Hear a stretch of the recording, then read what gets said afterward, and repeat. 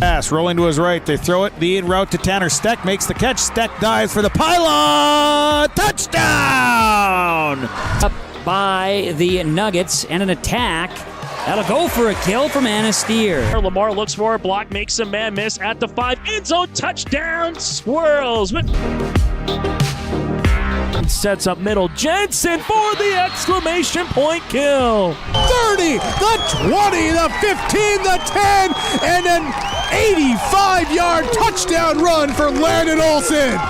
Ulster Telephone Company and R&J Broadcasting Incorporated is proud to present to you this broadcast on yourliveevent.com.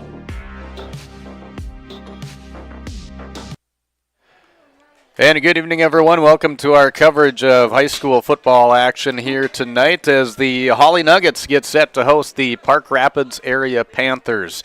Panthers with 3 wins on the season, coming in with a record of 3-1 to 3 of those section opponents that they have faced this year. As for the Hawley Nuggets, they come in with a record of 2-2 off the loss, tough loss last week to the Barnesville Trojans, 54-6. They're going to try and avenge here tonight on their home field, as it's been a couple of weeks of road games for the Hawley Nuggets last week, and then also way up in Roseau the week prior too. So a long road trip there, which was a victory for the Nuggets, 34-14. The game you heard here on yourliveevent.com a couple of weeks ago was Frazee in town, where they got the victory 19-6 and lost the opener of the year 24-0 to Perham with their 2-2 record. 2-1 in the section currently, another section opponent here tonight in Park Rapids area. And it should be a good one between these two teams. The Hawley Golden Nuggets hosting the Park Rapids area Panthers on yourliveevent.com. We thank you for tuning in to our coverage as our pregame show begins, as the Hawley Pep Band is getting us rocking here tonight at Dale Schuylerwood Athletic Complex in Hawley. Pregame show, we'll get a chance to chat with Peter Natz, head coach of the Hawley Nuggets. We'll talk about the area football that's going on here tonight and also the remainder of the schedule for these two teams as they finish out the regular season, which goes by pretty quick. In fact, 2.5 more weeks after tonight, they'll be closing out with the MEA break on those Wednesday games, and then the playoffs will start that following week on the Tuesday of that following week. So it goes by quick, that is for sure, as we are the halfway point already of the regular season for these football teams. We'll take a look at our keys to the game and also our starting lineups tonight. Park Rapids in town to take on the Hawley Nuggets on yourliveevent.com. Hawley Public Schools teaches over 1,000 students in grades kindergarten through 12. They do this in facilities that are either new or recently remodeled.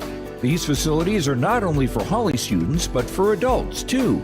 Hawley Public Schools offers community education classes in subjects like yoga and painting, plus adult basic education for those who want their GED or who study English as a second language. Hawley Public Schools, preparing students for the challenges and opportunities of tomorrow. Soon enough, temps are going to drop low, and you'll be turning the heat up high. Protect yourself from surprising heating bills by enrolling in Wild Rice Electric's off-peak heating program. You'll receive hundreds of dollars in rebates on new heating technologies like heat pumps and underfloor heat. Plus, you'll get nearly half off your electric heating rate through the winter months. That adds up fast when the snow starts to fall. Give Wild Rice Electric a call at 800-244-5709 to find out if the off-peak program is a good fit for your home and start saving today. Christian Motors is proud to be your Chevy and GMC dealer in Fertile. They've got a huge selection of new and used vehicles there on the lot. You can stop by and check the selection or go online to christianmotors.com or christiancarsonline.com. Your new vehicle is waiting for you at Christian Motors in Fertile. They are proud to be your Chevy and GMC dealer. christianmotors.com, christiancarsonline.com. Stop and see the selection today. Christian Motors of Fertile. Don't let concerns about shifts in the market disrupt your long-term financial goals. Hi, I'm Tony Dalen, an Edward Jones financial advisor. Let's work together on an investment strategy for long-term results. While you can't control market volatility, you can control your financial future. Start by giving me a call at 701-893-5648. I'm Tony Dalen, an Edward Jones financial advisor. 701-893-5648. Edward Jones, member SIPC. Peter Nance joining us here on our pregame show as they get set for Park Rapids tonight at home. Back on the home stretch here, coming off of a couple of road games for you guys. How about let's look at this week of practice and try and getting things ready to go here for Park Rapids. How have things been looking for you guys? Well, we had to do some soul searching and talk about accountability and challenge the kids on Monday when we came back after that big beat down in Barnesville.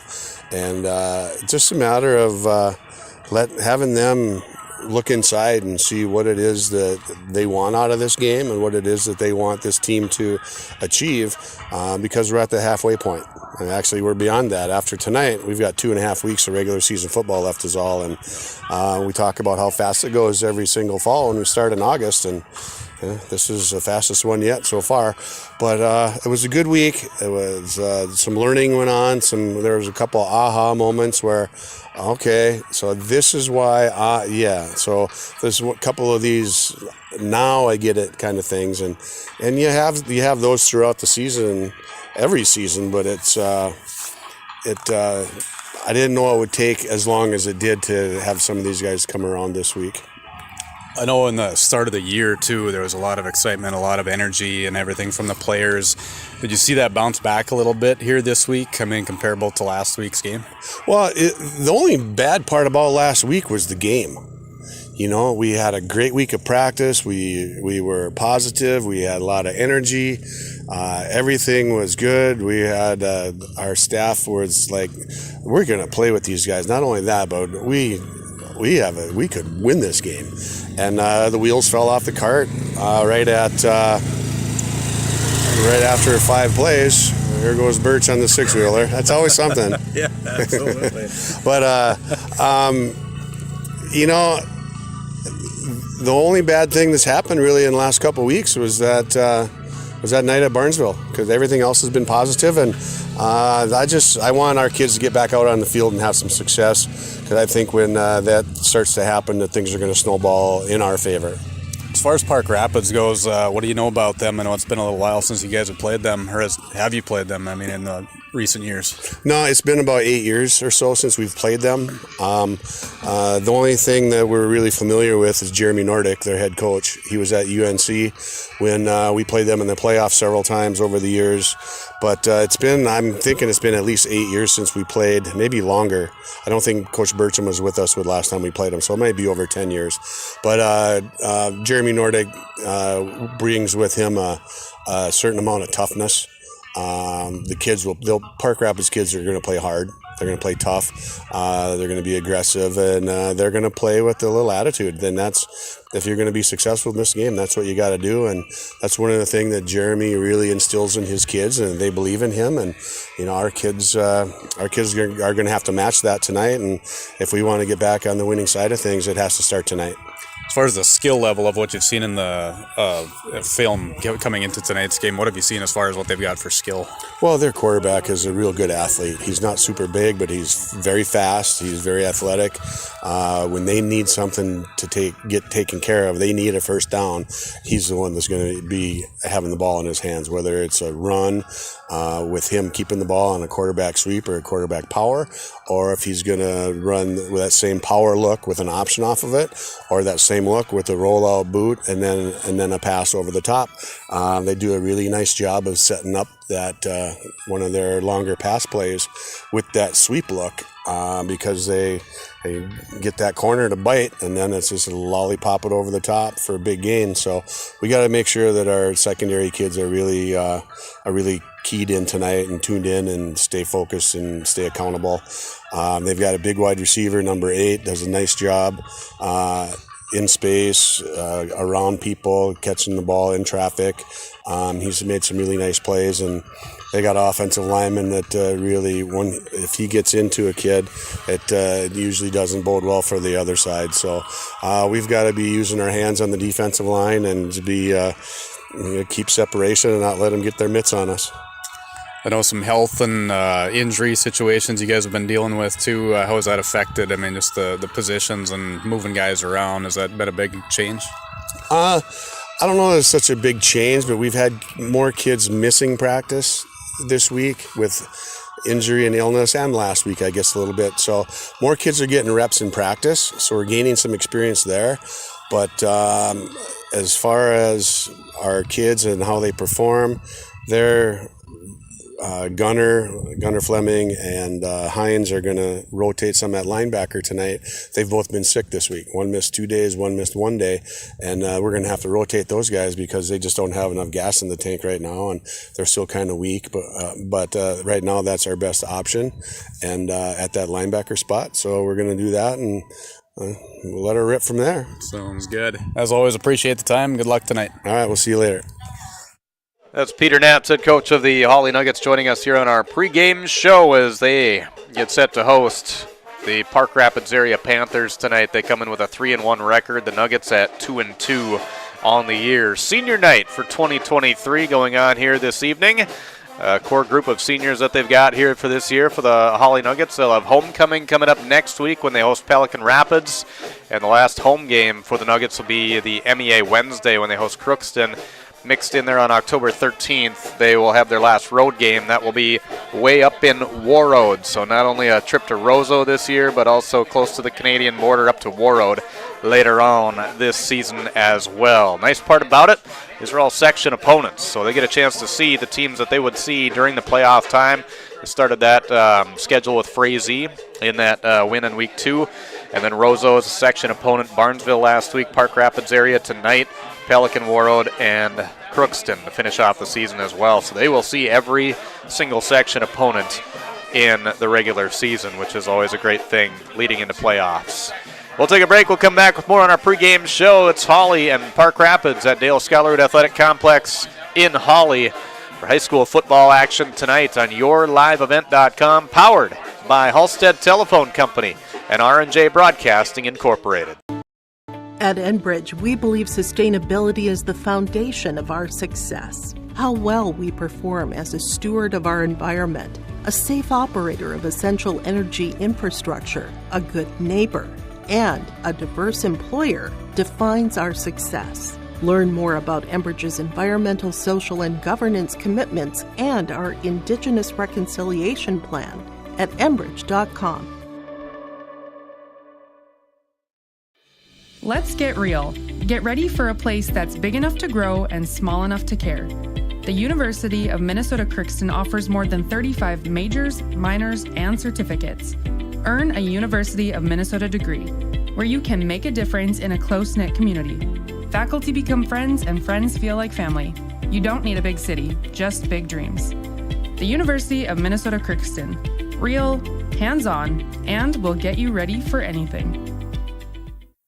Respectful, responsible, safe, and kind. Those are the values taught by Hawley Public Schools. Hawley's PBIS team, Positive Behavior, Interventions, and Supports, aims to encourage a positive and respectful learning environment and uphold the social and emotional well-being of all students and staff. Learn more about Hawley Public Schools at hawley.k12.mn.us. Hawley Public Schools, preparing students for the challenges and opportunities of tomorrow. Lakes Community Co-op provides energy solutions. Farm fuels, lubricants, propane, and natural gas are all available to farms, homes, and businesses from Lakes Community Co-op. They enjoy working with their customers to meet your fuel and energy solutions. Call Lakes Community Co-op today, 1-888-935-2281 for farm fuel pricing, contract programs, farm lubricants, propane pricing, and delivery for farm, home, business, and natural gas service. Lakes Community Co-op, your co-op in your community. I've got a math question for you. When you add tolerance, subtract prejudice, and multiply efforts to treat one another with respect, what do you get? Less division. And school sports have it down to a science. Looking for an example of what can happen when we realize there's more that unites us than divides us? Look no further than high school sports in Minnesota. This message presented by the Minnesota State High School League and the Minnesota Interscholastic Activities Administrators Association. Keep your job site stocked with reliable service from Prairie Supply, Inc., the contractor's headquarters. Our team specializes in everything concrete. That means hand tools and equipment, rebar of all shapes and sizes, concrete forming packages and ICFs, decorative concrete materials like color, stain, sealers, and coatings, And let's not forget our impressive fleet of winter construction equipment to keep the concrete flowing all year round. If you've got concrete questions, we've got concrete answers at Prairie Supply Inc., the contractor's headquarters. Visit us today at any of our 6 locations. R&J Broadcasting Incorporated is hiring a full-time play-by-play sports announcer and broadcast sales representative. Duties include selling advertising time for radio, digital, video streaming, and regional cable TV. Play-by-play responsibilities include live play-by-play of local sporting events for radio, video streaming, and regional cable TV broadcasts. Wage plus talent and commission pay structure with full-time benefits package offered. For more information or to apply, email apply@rjbroadcasting.com. That's apply@rjbroadcasting.com. Back here at Dale Scallard Athletic Complex, the Hawley Nuggets getting set to do battle with the Park Rapids area Panthers here tonight. As mentioned, Nuggets 2-2 on the year. They lost their first game of the year. That was to Perham, in the game last week to Barnesville. In the middle of that, they defeated Frazee and Roseau for their 2 wins. So 2 section wins, 1 loss in the section, and 1 outside of the section. That was Perham, a Class 3A team in Section 8. Park Rapids here tonight. They've got 3 victories on the year. In fact, they're on a 3-game win streak coming into tonight with wins over Crookston, Warroad, and Roseau in that order. Their first game of the year was to Fergus Falls, a Class 8 3A team. A loss there, 42-28. So kept it pretty strong there with Fergus Falls in the first game of the year. As for remainder of the schedule for these 2 teams, the Hawley Nuggets will be at home again next week. As mentioned, it's homecoming next week when Pelican Rapids comes to town in another section opponent. They'll be at Warroad on Friday, October 13th for a 6 o'clock game. And then the Wednesday, October 18th MEA break will be at home against Crookston. So we'll have 2 more broadcasts here on yourliveevent.com for the Hawley Nuggets football and their regular season schedule. It'll be Barnesville next week in town to take on Park Rapids on their home field. So a tough battle for the Panthers coming up next week. They'll be at Frazee on Friday, October 13th, and then their last game will be the Wednesday of MEA break on the 18th when they host Pelican Rapids for their last regular season game of the year. Should be a fun one here tonight between Park Rapids area and the Hawley Golden Nuggets. Thanks for being with us for our coverage here tonight on yourliveevent.com. My name is Kurt Fillion. I'll be joined by Nathan Stoa here momentarily to provide you some color commentary as he has throughout each football game on yourliveevent.com. A tough loss last week for the Hawley Nuggets. Had the ball right away in that game and had a turnover, and Barnesville able to capitalize after 2 plays, and from that point on, things just went downhill from what Coach Nats told me off the air. We didn't want to dwell on or talk much about that for last week on the air tonight. Just kind of let's put it past us and let's just keep moving forward. But Mr. Stoa, welcome back to the broadcast for another evening here tonight. I know you've probably been on the road games, too, to catch some Nugget action. What have you been seeing, too, out of these guys the last couple weeks? Well, you know, the trip to Roseau kind of went as expected with the exception of a couple hiccups early to start second half with the onside kicks. Roseau came out onside kicked, and we had I don't think it was expected right off the bat in the second half, and then they did it again after their first touchdown, and I think there was just a misunderstanding of rules by one of the upmen, and they didn't cover it. So that was a little bit of a scary moment. Otherwise, they came out and you couldn't have had a better first quarter.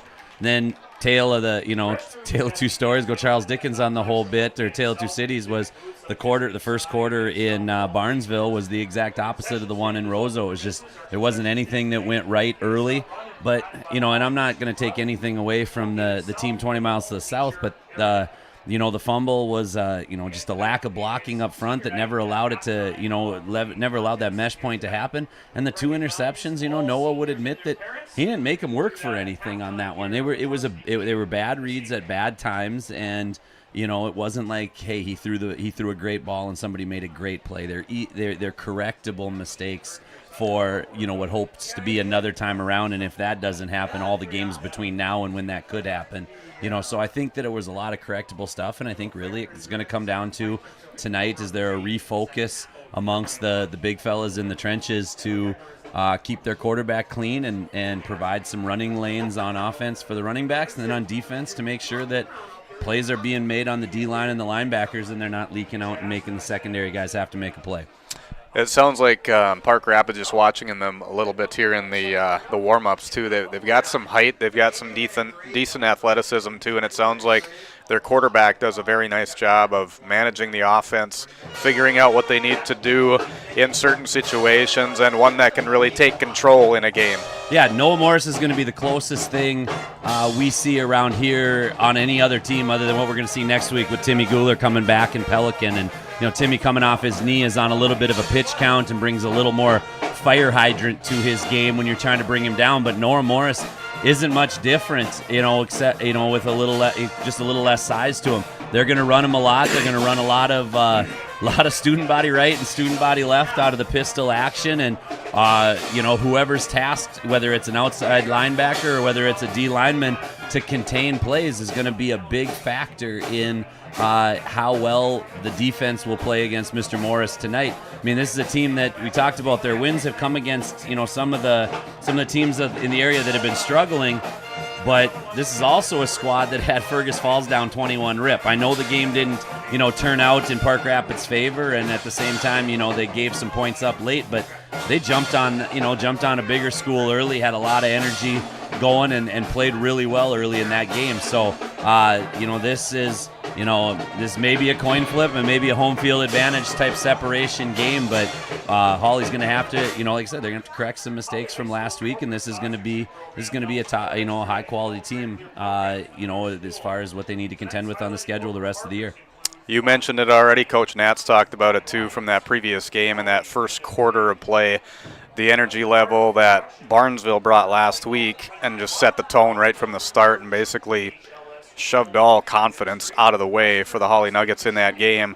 And that's something it sounds like you say, you do that against a Class 3A team right away early on in the game. And if you can't bounce back like they did, you're going to be in another rough spot right away in a game like this. Yeah, I think a lot will be told in this game about what happens in the first quarter, and more importantly, the first offensive series and the first defensive series, and how Hawley responds. I think I'm giving this quote secondhand. I didn't hear it myself, but I think one of the best reminders that that I had heard from the kids in conversation was something that Coach Burcham had said post games. He said that last week they might have forgotten that the guys lined up across from were high schoolers too.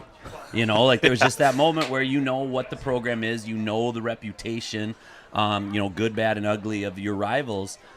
But also at the same time, it's just a bunch of high school dudes same age as you lined up across from you. And so, last year it took a wake-up call at about halftime down in West Central where things turned around and guys kind of started to see light bulbs go off. Maybe that it took a whole game last week in what they would consider to be an embarrassment, against a rival. But at the same time, maybe that's the light bulb moment here, and we start to see some positive, turning of the corner for this Nugget football team. Should be a fun one tonight. We look forward to it and hope you enjoy the broadcast as well here on yourliveevent.com. Hawley hosting Park Rapids area Section 8 AA football action. We'll take a quick break. We'll come back. We'll look at our starting lineups next as the Nuggets and the Panthers get set to do battle on yourliveevent.com. This is Chris Brecken from RDK Enterprises, your local precision planting dealer. I want to take this opportunity to say thank you to our growers. Your trust and fellowship is the driving force behind our dedication to your successful farming operation. We continue to invest in the education of our team to ensure your customer experience is outstanding. Thank you for the opportunity to be your planter experts. Stop by either of our locations in Hillsboro or Drayton, North Dakota, or visit planterdoc.com. Hawley Public Schools thanks you for listening to today's Nugget sporting event. But we offer more activities than just athletics. Hawley students can be part of groups like the Student Council, Riverwatch, Science Olympiad, FFA, Art Club, Yearbook, Knowledge Bowl, Speech, Debate, Band, and Choir. There's also a 3-act play, a 1-act play, and musical. Fine arts, academics, and athletics, a winning combination. Hawley Public Schools, preparing students for the challenges and opportunities of tomorrow. Let's take a look at our starting lineups here tonight first off for the visiting team on the scoreboard, the Park Rapids area Panthers. We'll look at their defense here this evening. Starting for them at a defensive back will be a 6'1", 185-pound sophomore wearing number 2, Carter Hurt. At a linebacker spot will be a 5'8", 160-pound senior number 4, Noah Morris. At another linebacker spot will be 5'7", 145-pound sophomore number 5, Wrigley Clark. Another linebacker for the Panthers will be at 6'2", 170 sophomore Parker Hunter, wearing number 6. Up on the line in the defensive end position, a 6'1", 185-pound senior, number 7, Matt Johanning. The other defensive end position will be a 6'5", 195-pound junior, number 8, Ryan Carroll. Defensive back in the backfield will be a 6 foot, 150-pound junior, number 12, Landon Strasburg. Another linebacker in their four-man set there will be a 5'6", 140-pound junior, number 16, Aiden Manham. Defensive back, 5'9", 160-pound junior, number 17, Cale Ravnus. And up front on their line as defensive tackles will be a 5'9", 235-pound junior, number 52, DeAndre Johnson. And 6 foot, 185-pound junior, number 55, Mason Nicias. Head coach of the Park Rapids area Panthers, Jeremy Nordick, assisted by Jeb Sanford, Kevin Murphy, Wyatt Sanford, Jesse Buchholz, and Josh Papanda, along with Brian Johnson and Randy Thompson. The Panthers at 3-1 on the year will be in their away whites with black numerals and orange trim, black helmets, and the white bottoms. Once the school song completes, we'll have the national anthem. When we come back, we'll take a look at the starting lineup for the Hawley Nuggets after this on YourLiveEvent.com. Enrichment and Counseling Headquarters, also known as REACH, Neighbors Helping Neighbors. That's their slogan, and it says it all. REACH is a multi-agency human service center that helps families and individuals with counseling, food services, and help and support during the holidays. Things such as the backpack program, food for kids during the weekend, and a holiday meal during Thanksgiving and Christmas are just a few of the things that REACH can do. Check them out at ruralenrichment.org or visit their secondhand stores in Hawley and Hendrum. Hi, this is Steve Dalen from Piper's Auction and Realty. Selling farmland can create opportunities.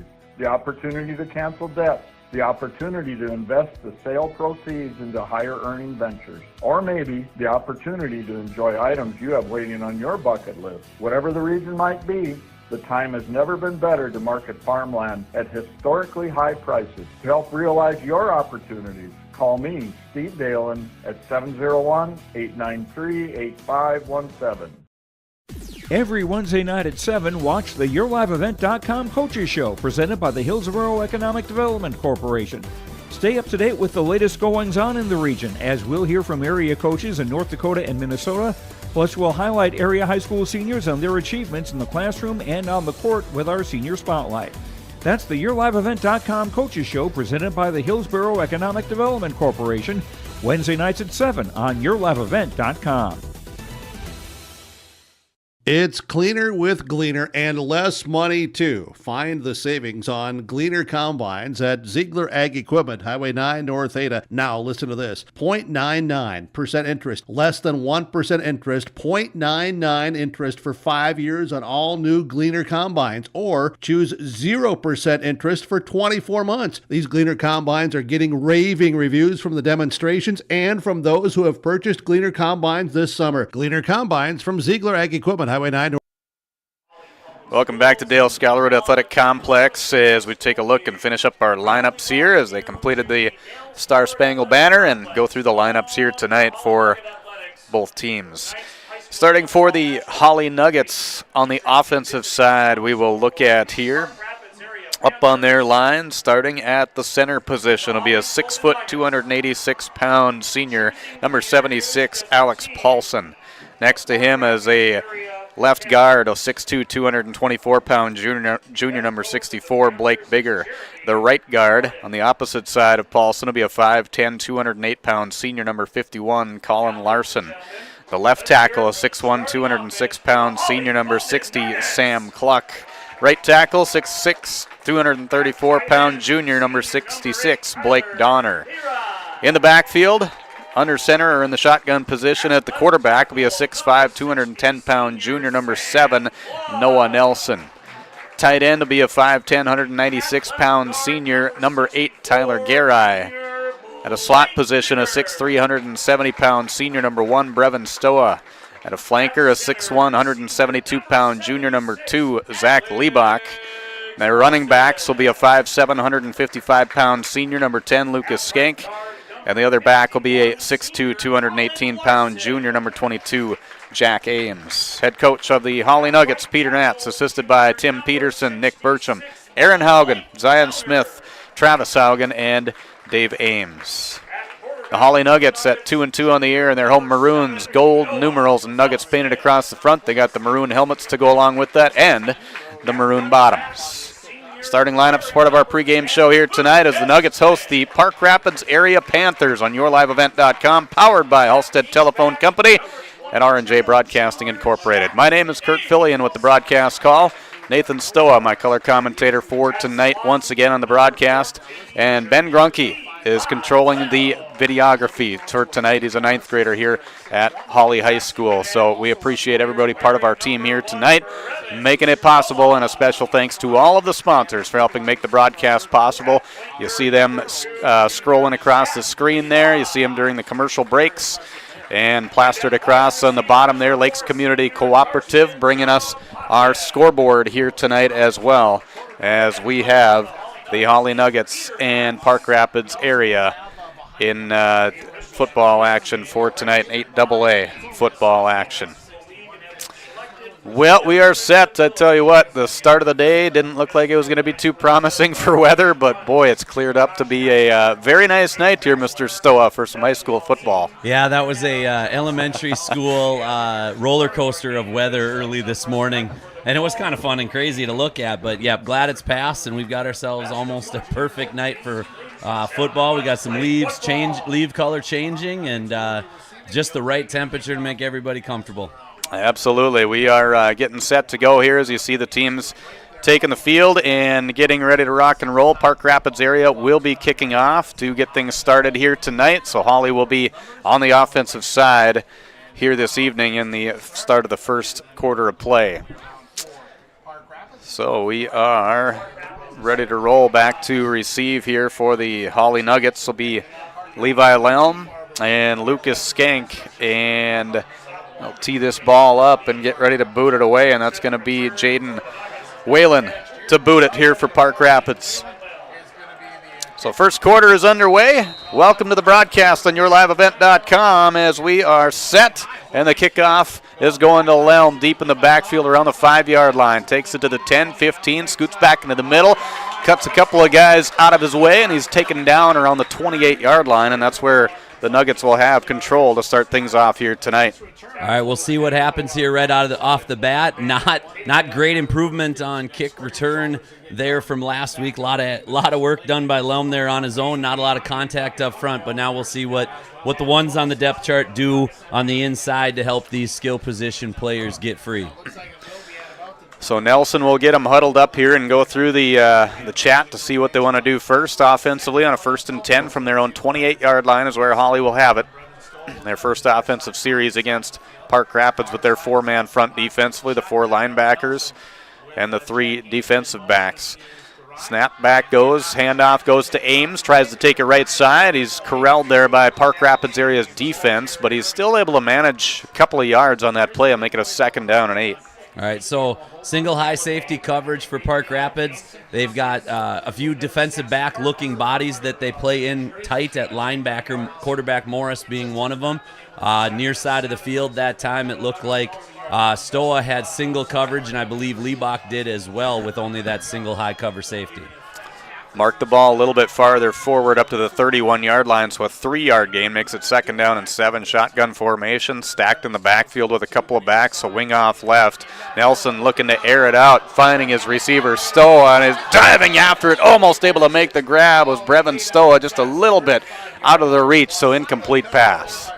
They took a shot early. That is man-to-man coverage. The safety was rolled up a little bit further up there, so he was no help. I think if that's what they're going to go with, then Hawley's going to take some shots with their skill position guys on the outside, Stoa, Liebach, and Lelm, who most often is in the slot, but they've got some nice route combinations for those guys. It was a nice effort, though, on both sides, not only on the offensive side, but the defense, too, in the backfield there, and Landon Strasburg for Park Rapids area, staying stride for stride with Stoa. 3rd down and 7 from the 31-yard line. Shotgun formation with just 1 back now. 2 receivers off left, 1 up top there on the right. It's Nelson going to keep it himself. He's going to try and scoot forward, and he's pushing his way as hard as he can there against that defense. They weren't giving him much, but he's able to manage about a 6-yard gain there. It'll make it a 4th and short for the Nuggets. And Noah's been cutting his keepers up when there has been times to maybe bounce them to the outside, but he's been attempting to use his physical frame. So it's going to put Coach Nats in a decision spot early here with their home game, but in their side of the field here, not quite to the 40 to see if going for it is an option, and Nelson staying on the field. Yeah, it's a 4th and 1 here, so they've got, the way that they've run the ball so far, you might as well try and get that ball and get your momentum on your side offensively. Everybody's stacked in tight here for Park Rapids area. Everybody within about 2 yards.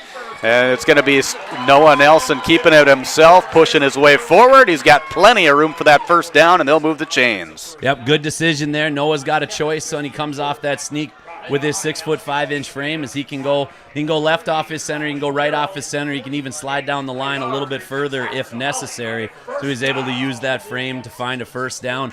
Big gutsy call there early, but also confidence for your big fellas in front that we trust you that we can gain this yard.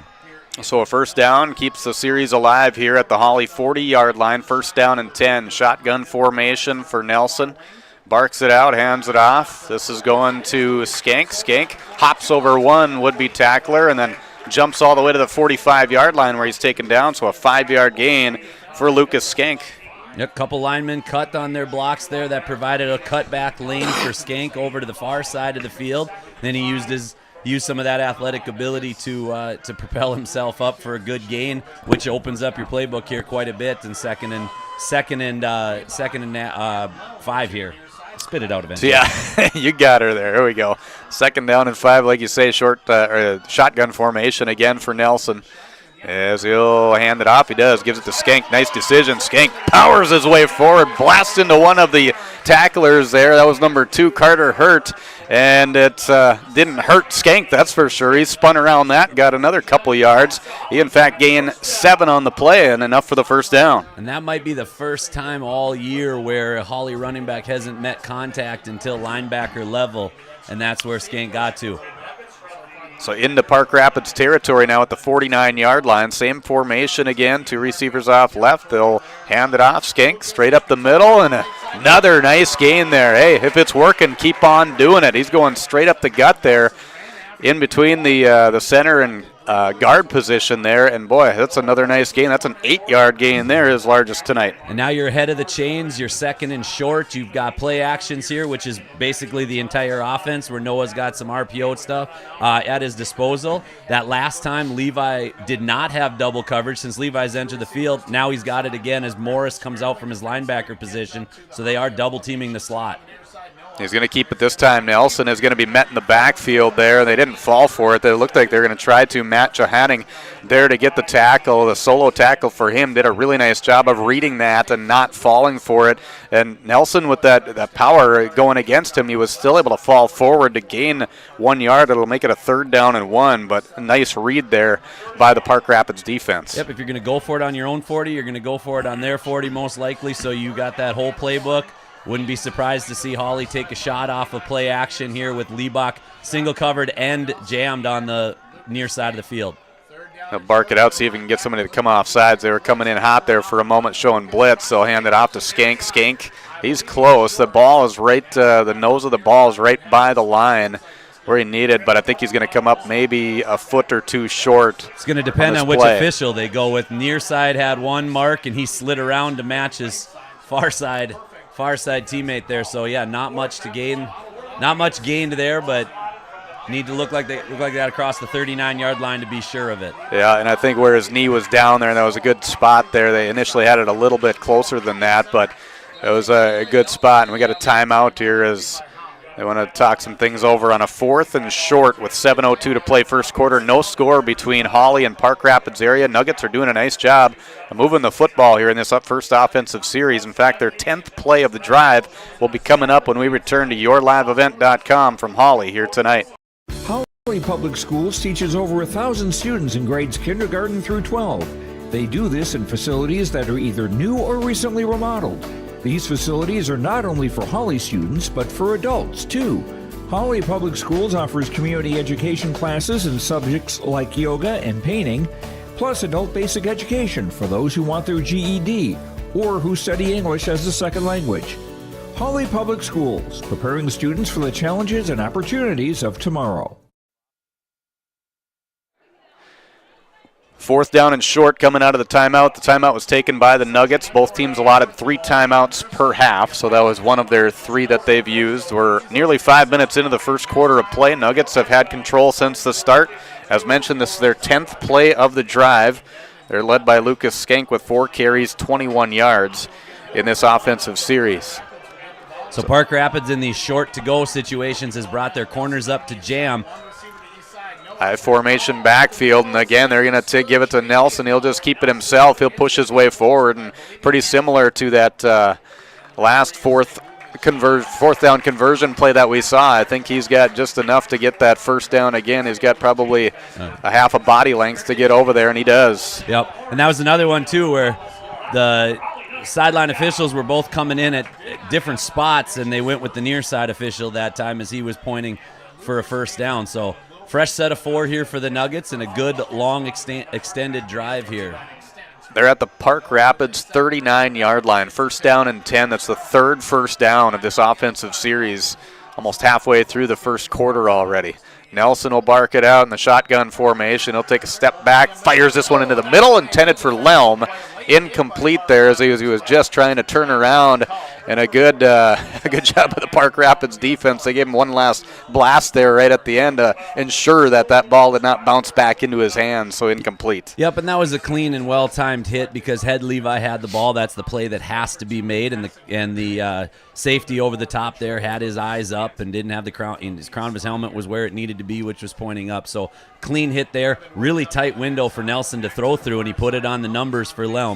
That's a ball he'll come up with the next time he gets a chance. Yeah, that was Cale Ravness for Park Rapids to give him recognition there, number 17 that you saw on the screen. Handoff is not going to happen. Nelson's going to keep it himself. I thought he did hand it off there for a second to Ames. That was a great fake, or to Skank, excuse me. That was a great fake, and then leapt over one of the defenders there that fell down after getting blocked, and he was able to gain a nice 7 yards there and make it a 3rd down and 3. Yep, and that was the first time that the jet motion action has been pulled out by Hawley on this sustained drive, which really is what pulled the linebacker out on the far side of the field, giving Nelson that crease for him to keep it. So 3rd and 3. We are halfway through this first quarter already. Hawley continues to march down the field. Started at their own 28-yard line in the first offensive series here tonight. This was a low snap that's going to be taken by Skank, and Skank is going to lose some yardage here as the result as Park Rapids comes on the blitz. They were sending a couple of those linebackers in, and boy, they were there quick and almost able to scoop that ball up, in fact, but instead it's going to be a loss of 5 on the play. Yep, so we've talked since week 1 about the snap issues in that shotgun snap.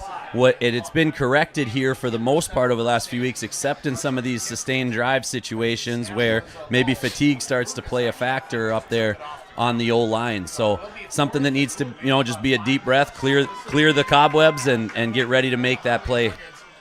Nelson calling for it here on the 4th down situation. 2 receivers off left. Again, muffed there a little bit. He's going to be spun around and taken down at the 45-yard line. Big defensive play there by Matt Johanning, coming in with a head of steam. Him along with Parker Hunter, enforcing a turnover on downs for the Hawley Nuggets. A big loss there. He drops them 10 more yards back, and Park Rapids will start at their own 45-yard line.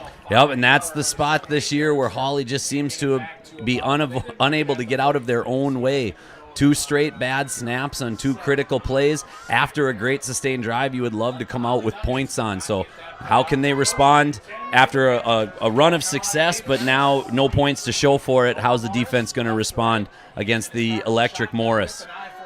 So Morris will start. Handoff goes straight up the gut. He'll get to that right side there. Johanning was the one with the run for Park Rapids, and he's able to gain a few yards on that play.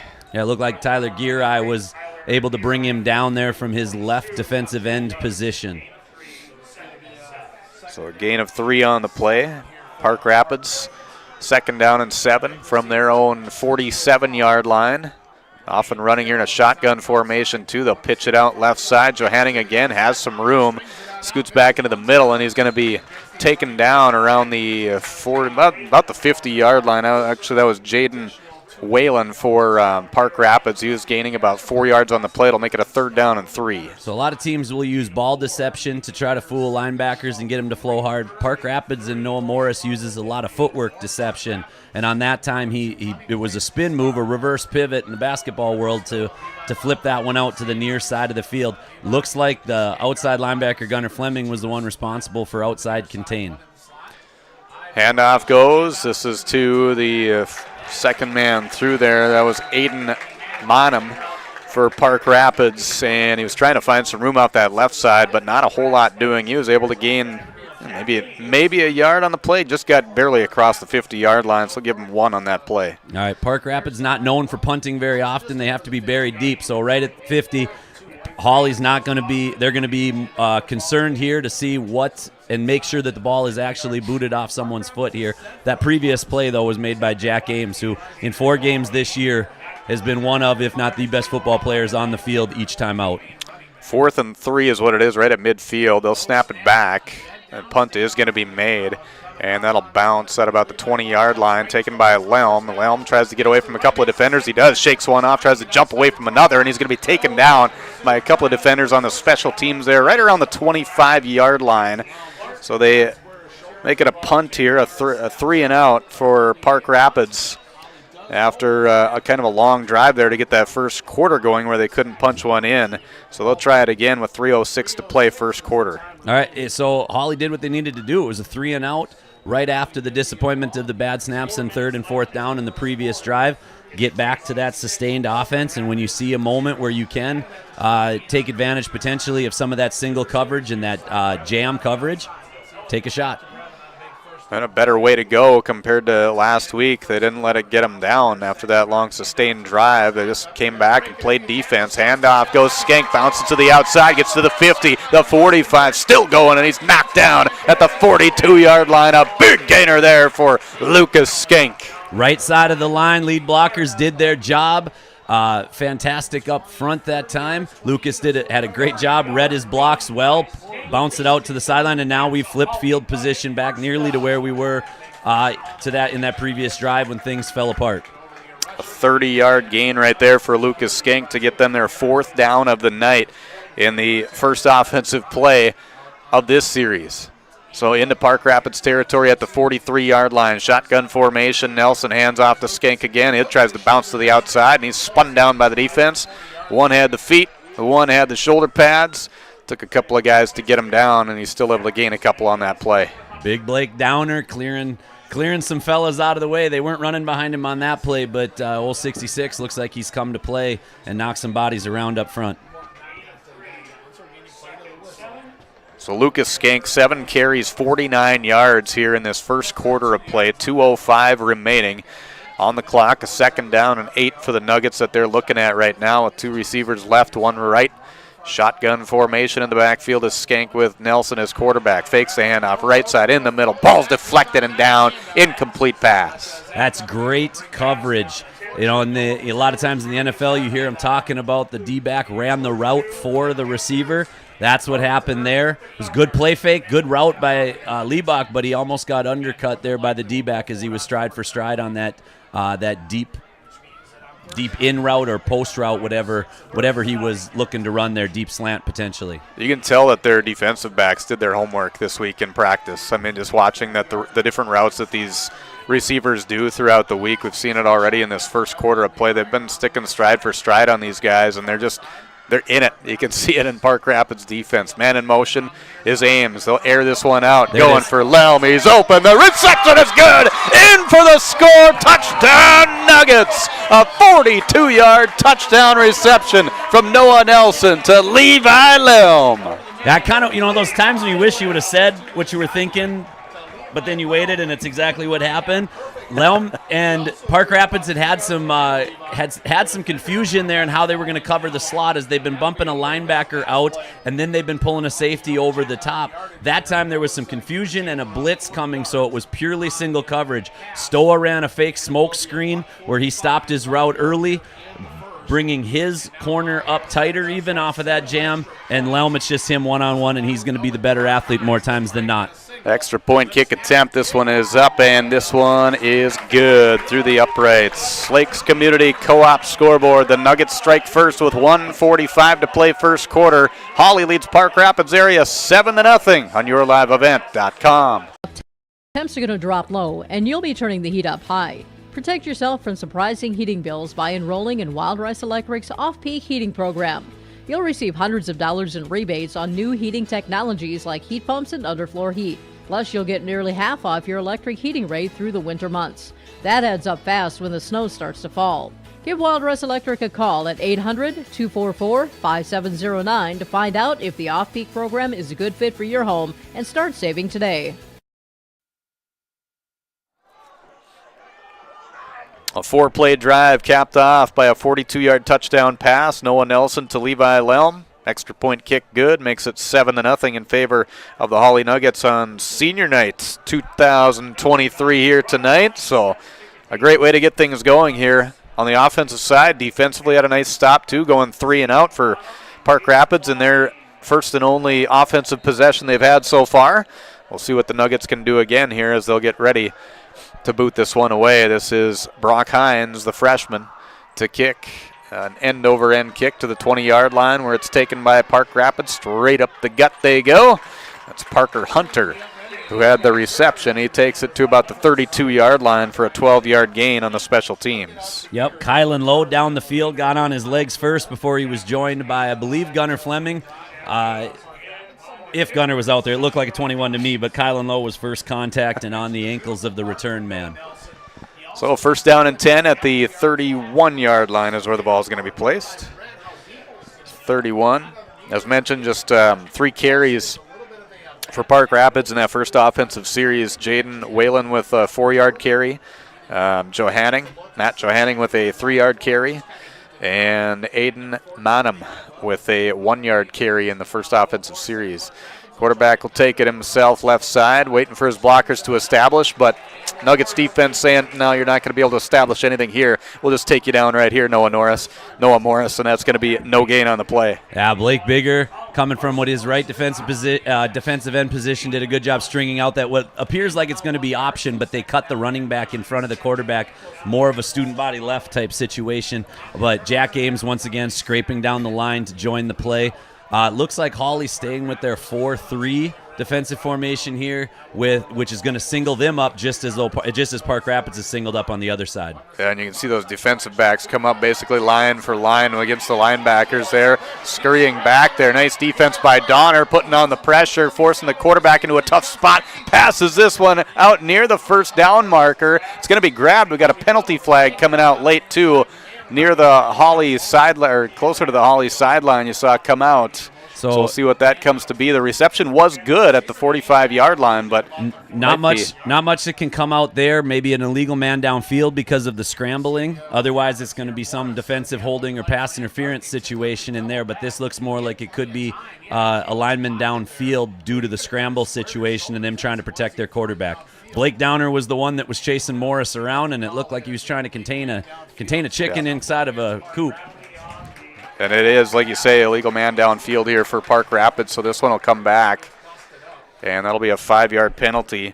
First penalty of the night for either team going against Park Rapids, so scratch that, what would have been an 8-yard reception. Drops them back to a 5-yard loss instead, make it a 2nd down and 15 for Park Rapids. It'll replay the down here on a 2nd down and 15. Yep, great job up front containing as well as they could, but also good initial coverage by the Nugget secondary. Shotgun formation again. Their quarterback again is Noah Morris. Morris takes a few steps back, looking for some pressure here, and we got a penalty flag coming out again. Ball's going to be intercepted by the Nuggets, and that is going to be taken there by Zach Liebach. Liebach still down the sideline. He's going to be knocked out around the 20-yard line. We'll see what the penalty flag is there, right near where the line of scrimmage was, where all the chaos was happening there when the Nuggets were coming in with a full head of steam to try and make a sack on the quarterback. So the only thing that can go against the Nuggets to erase this is some illegal hands to the face or something like that on the inside. Most likely that comes out in a neighborhood of holding, which will be declined. Again, second time, great pressure, but also great initial coverage by the D-backs as they had the out route covered, they had the slant covered, and then the pressure on Morris forced him to throw the ball errantly where Zach Liebach was waiting. And then great turnaround and blocking. D lineman turned into O lineman. Blake Bigger was clearing some people out. Tyler Geary was looking for a legal block there, and they must have done it because no flags came out on that return either. That's pretty much what would happen anyway. They play both ways for a lot of these guys, so it's basically a quick shift and an easy shift for them. Park Rapids has more guys that don't play both ways. They've got 4 that switch spots and don't play on the offense or don't play defense, depending on which side we're on here. Officials are still sorting this out. Which is confusing to me and makes me wonder if it wasn't just a simple hold, because that would be something that you just mark it and you'd move on, I believe. So I'm not exactly sure what the conference is here, but I'm also kind of surprised that Mr. Lofgren to our left here doesn't have the Law and Order music going. Yeah. Oh, it was an inadvertent whistle? And then we had a penalty flag. Now we got a hat being thrown. So we got a hat down, a flag down, and an inadvertent whistle. And 18 seconds to play in the first quarter. I don't know what else we can have. A partridge in a pear tree? Anything this is something going on. I don't know. Just got a score update. Pelican Rapids currently up 12-0. We'll fill some air with this, but if this ends up being an inadvertent whistle, you're going to see the vein that Coach Nats can often be known for start to burst. Yeah. That's why they got one on each of his sides there. Calm them down. That they're explaining it right now. They're going to both sides, over to Park Rapids sideline and then also to Coach Nats' side here too. So they're explaining the scenario, which we don't mic up the officials or anybody else during these games, so we can't tell what they're saying. No, and I'm kind of tired of it. Can you read lips? I'm spent on inadvertent buzzers and inadvertent whistles over the last handful of months of my life. So yeah. All right, I think we're getting closer here. Still got the hat off. Maybe it was just hot and he just needed to take the hat off for a second. I don't know. Okay, so the ball has gone basically back to the line of scrimmage. So we do have a hold against Park Rapids. And then a personal foul against Hawley.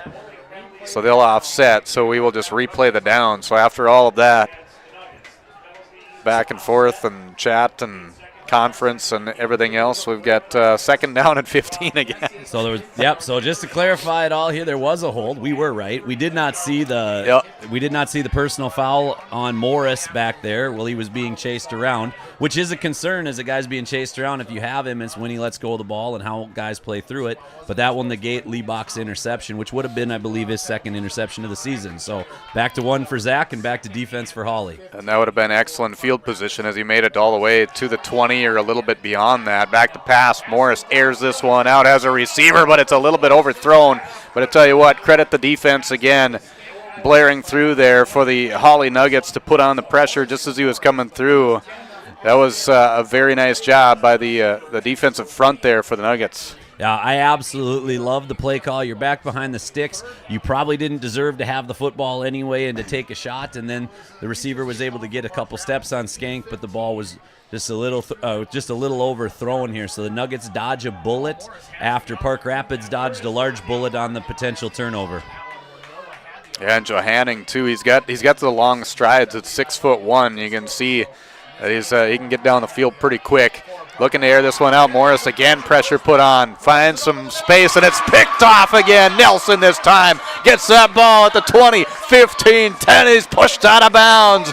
Interception will result in a turnover for Park Rapids. All right, right now, this is not something that has happened this year, and so right now I hope the Hawley defensive backs realize that they were burned on that play, but the big fellas up front and the pressure that they put on was what forced that interception and that underthrown football. Stoa was scrambling as he had fallen on the ground and was on all fours trying to get up. I think Lelm was spinning circles, and if Morris would have been able to set his feet, it would have most likely been 6 for the Panthers, but the big fellas up front putting the pressure on forced another errant throw. So Hawley's getting things going the way that they hoped after last week's debacle.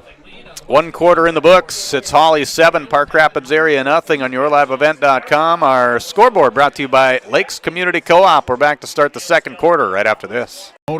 is proud to be your Chevy and GMC dealer in Fertile. They've got a huge selection of new and used vehicles there on the lot. You can stop by and check the selection or go online to christianmotors.com or christiancarsonline.com. Your new vehicle is waiting for you at Christian Motors in Fertile.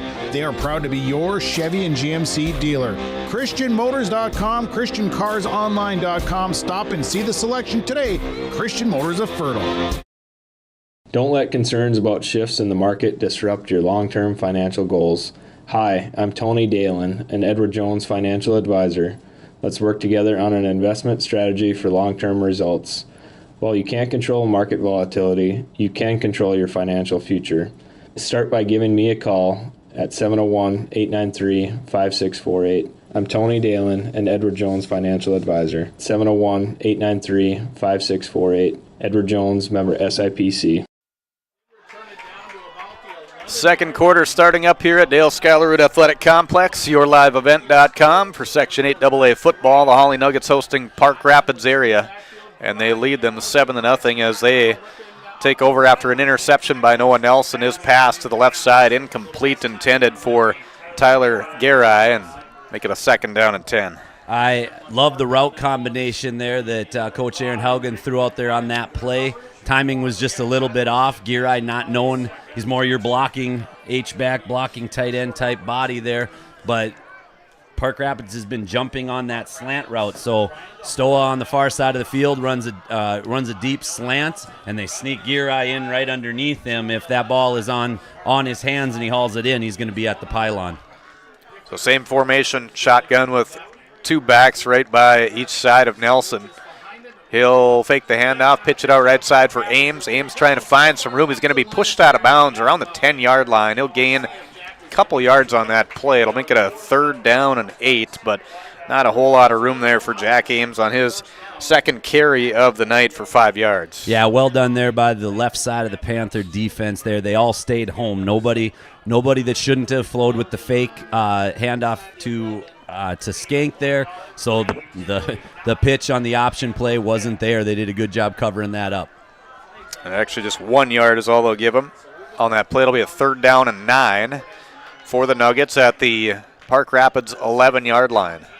Snap back, handoff to Skank. He'll try to go straight up the middle, and he's going to be met by several defenders there.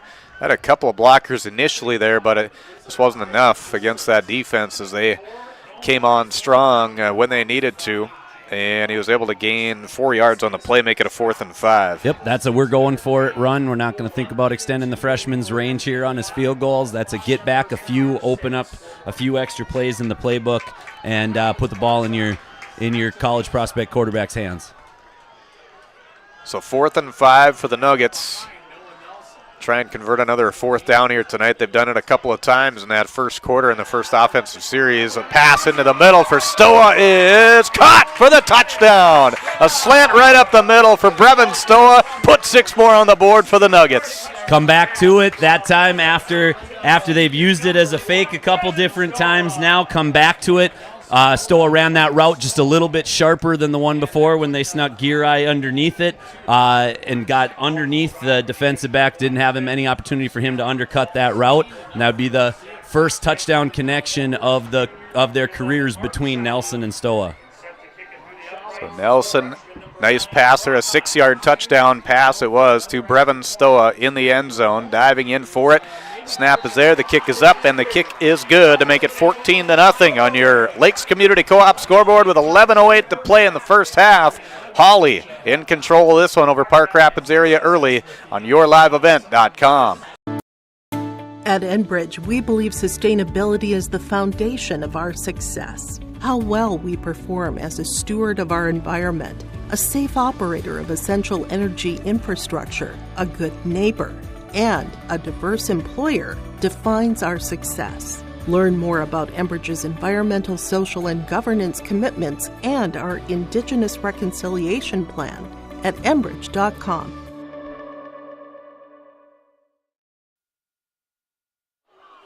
I tell you what, Nathan Stoa, 2 completions for Noah Nelson tonight on 6 attempts, and both the completions were touchdowns. Yeah, and I loved every one of the play calls. I think they've got Park Rapids spinning a little bit in the fact that they've been, they're reading the times that they come up to jam, mostly on third downs, but some short second and shorts, and then that off coverage and how they can manipulate the defensive backs. But the biggest thing right now is they're running the ball. And so play action works much better, obviously, when you're running the football.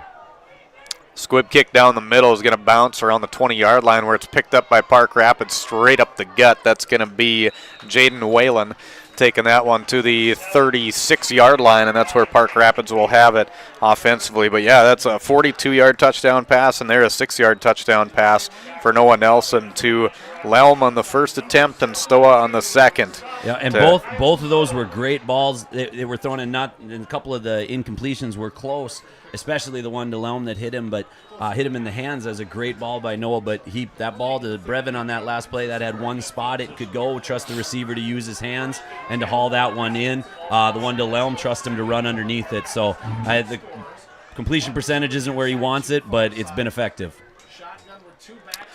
Back to, looked like he was going to pass. He'll pitch it out instead here left side. And in the backfield, Noah Nelson able to come up with a tackle. But I tell you what, pursuit was there by Bigger and Ames and Lelm. And everybody was ready defensively for the Nuggets as Jaden Whalen had nowhere to go. No gain on the play. Football's a big game of you have to do your job. You can't worry about doing anybody else's job for them or you're going to get beat.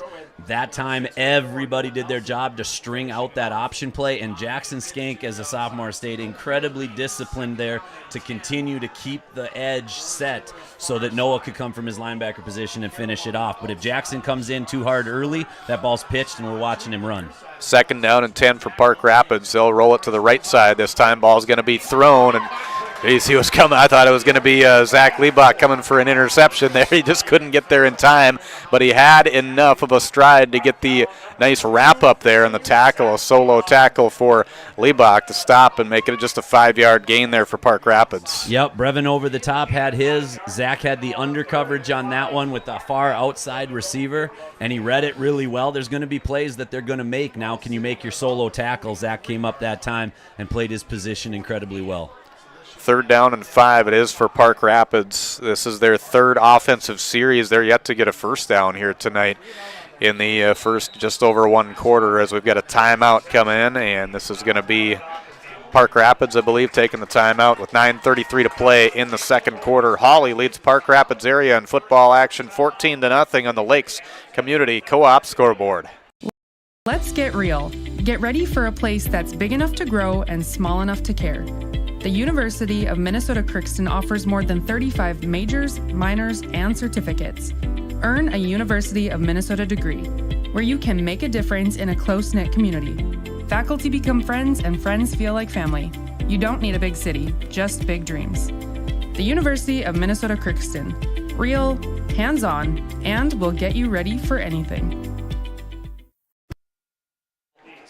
Back here at Dale Scalarwood Athletic Complex. Great to have you with us for our coverage tonight on YourLiveEvent.com. Kurt Fillion with the broadcast call. Nathan Stoa bringing us some color commentary as we do each and every home game for Hawley football games. We'll be here again next week when Pelican Rapids comes to town for Homecoming 2023 for the Hawley Nuggets. It's senior night tonight for all the senior members of this team, which is quite a few that the Nuggets have on the roster list. So trying to make it a special night tonight, and they'll do the same next week when another orange and black team comes to town, the Vikings of Pelican Rapids. 3rd down and 5 for Park Rapids out of the timeout. Just about 2.5 minutes into the 2nd quarter. Back to pass, Morris looking downfield, some pressure being felt now. He'll roll it to the right side, tries to cut back into the middle, and he slipped a little bit there as he tried to keep his grip, and as the result, he's going to come up short. I think if he would have just kept on with a head of steam like he was going, he probably would have had that first down. Yeah, he did not want to meet 22 head on that one. That's where he tried to make him miss, but Jack Ames coming down the line of scrimmage as a part of the spy job that he had on that play and was able to hold him to make him give a decision or make a decision here on 4th and short. And so sneak doesn't look like the option, but quarterback power and anything else in the playbook seems. Morris will come under center. He'll try and roll it to that right side, and he needed a yard, and I think he has plenty of room for that yard. He does. He got 2 yards, in fact, almost 3. We'll give him 2 on that play for that first down. The first down of the night for Park Rapids here tonight. They keep their offensive series alive. Still in their own territory at the 49-yard line is where the ball will be placed. 8:45 to play first half. They trail 14-0 to the Hawley Nuggets here tonight on yourliveevent.com as they'll get set with a shotgun formation again. 1st and 10 near midfield. Man in motion, shuffling from left to right there. They'll hand it off. Nope, it's going to be Morris keeping it himself again. And he's going to be tackled out of bounds around the line of scrimmage, maybe a step in front of that. So it's going to be a short gain. It's going to be right at the line of scrimmage. No gain on the play for Morris. So what Hawley's got right now is they've got Jack Ames as a spy on Morris. So it's kind of man-on-man there from the middle linebacker position with the quarterback. So what the down linemen need to continue to do is to keep Jack clean. They may not make the tackle.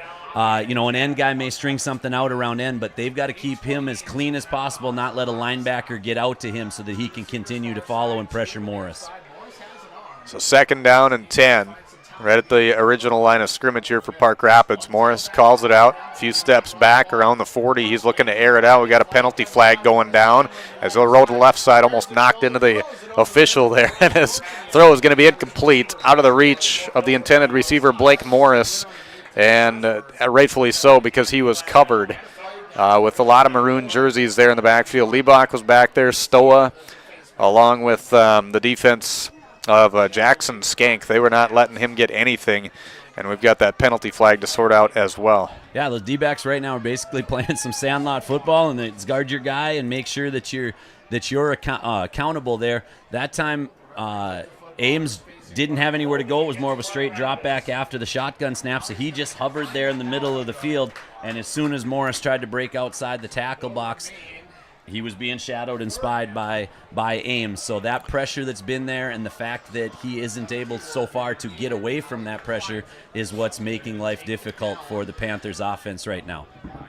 Nuggets will decline that penalty as they had the incomplete pass, so they'll lose the down. So it'll be 3rd down and 10.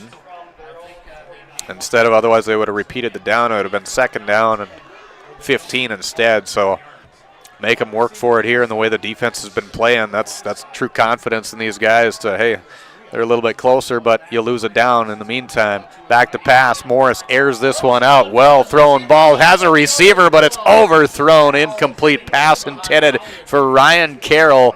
He's kind of their guy at 6'5", that's got that long frame there and those long arms, but not long enough to get that one, as that was a few yards beyond his reach. I know that body language, that was one's responsibility there, and I think he might have gotten caught peeking in the backfield just a little bit, as on that play we talked about, ball deception out of quarterbacks a lot of times, and with Morris it's footwork deception. That time it was take a couple sweep steps that you're going to run the ball, then back off into your pass route, and so if you get caught looking into the backfield, you're going to get a receiver behind you. They're going to boot this one away. A nice booming punt there.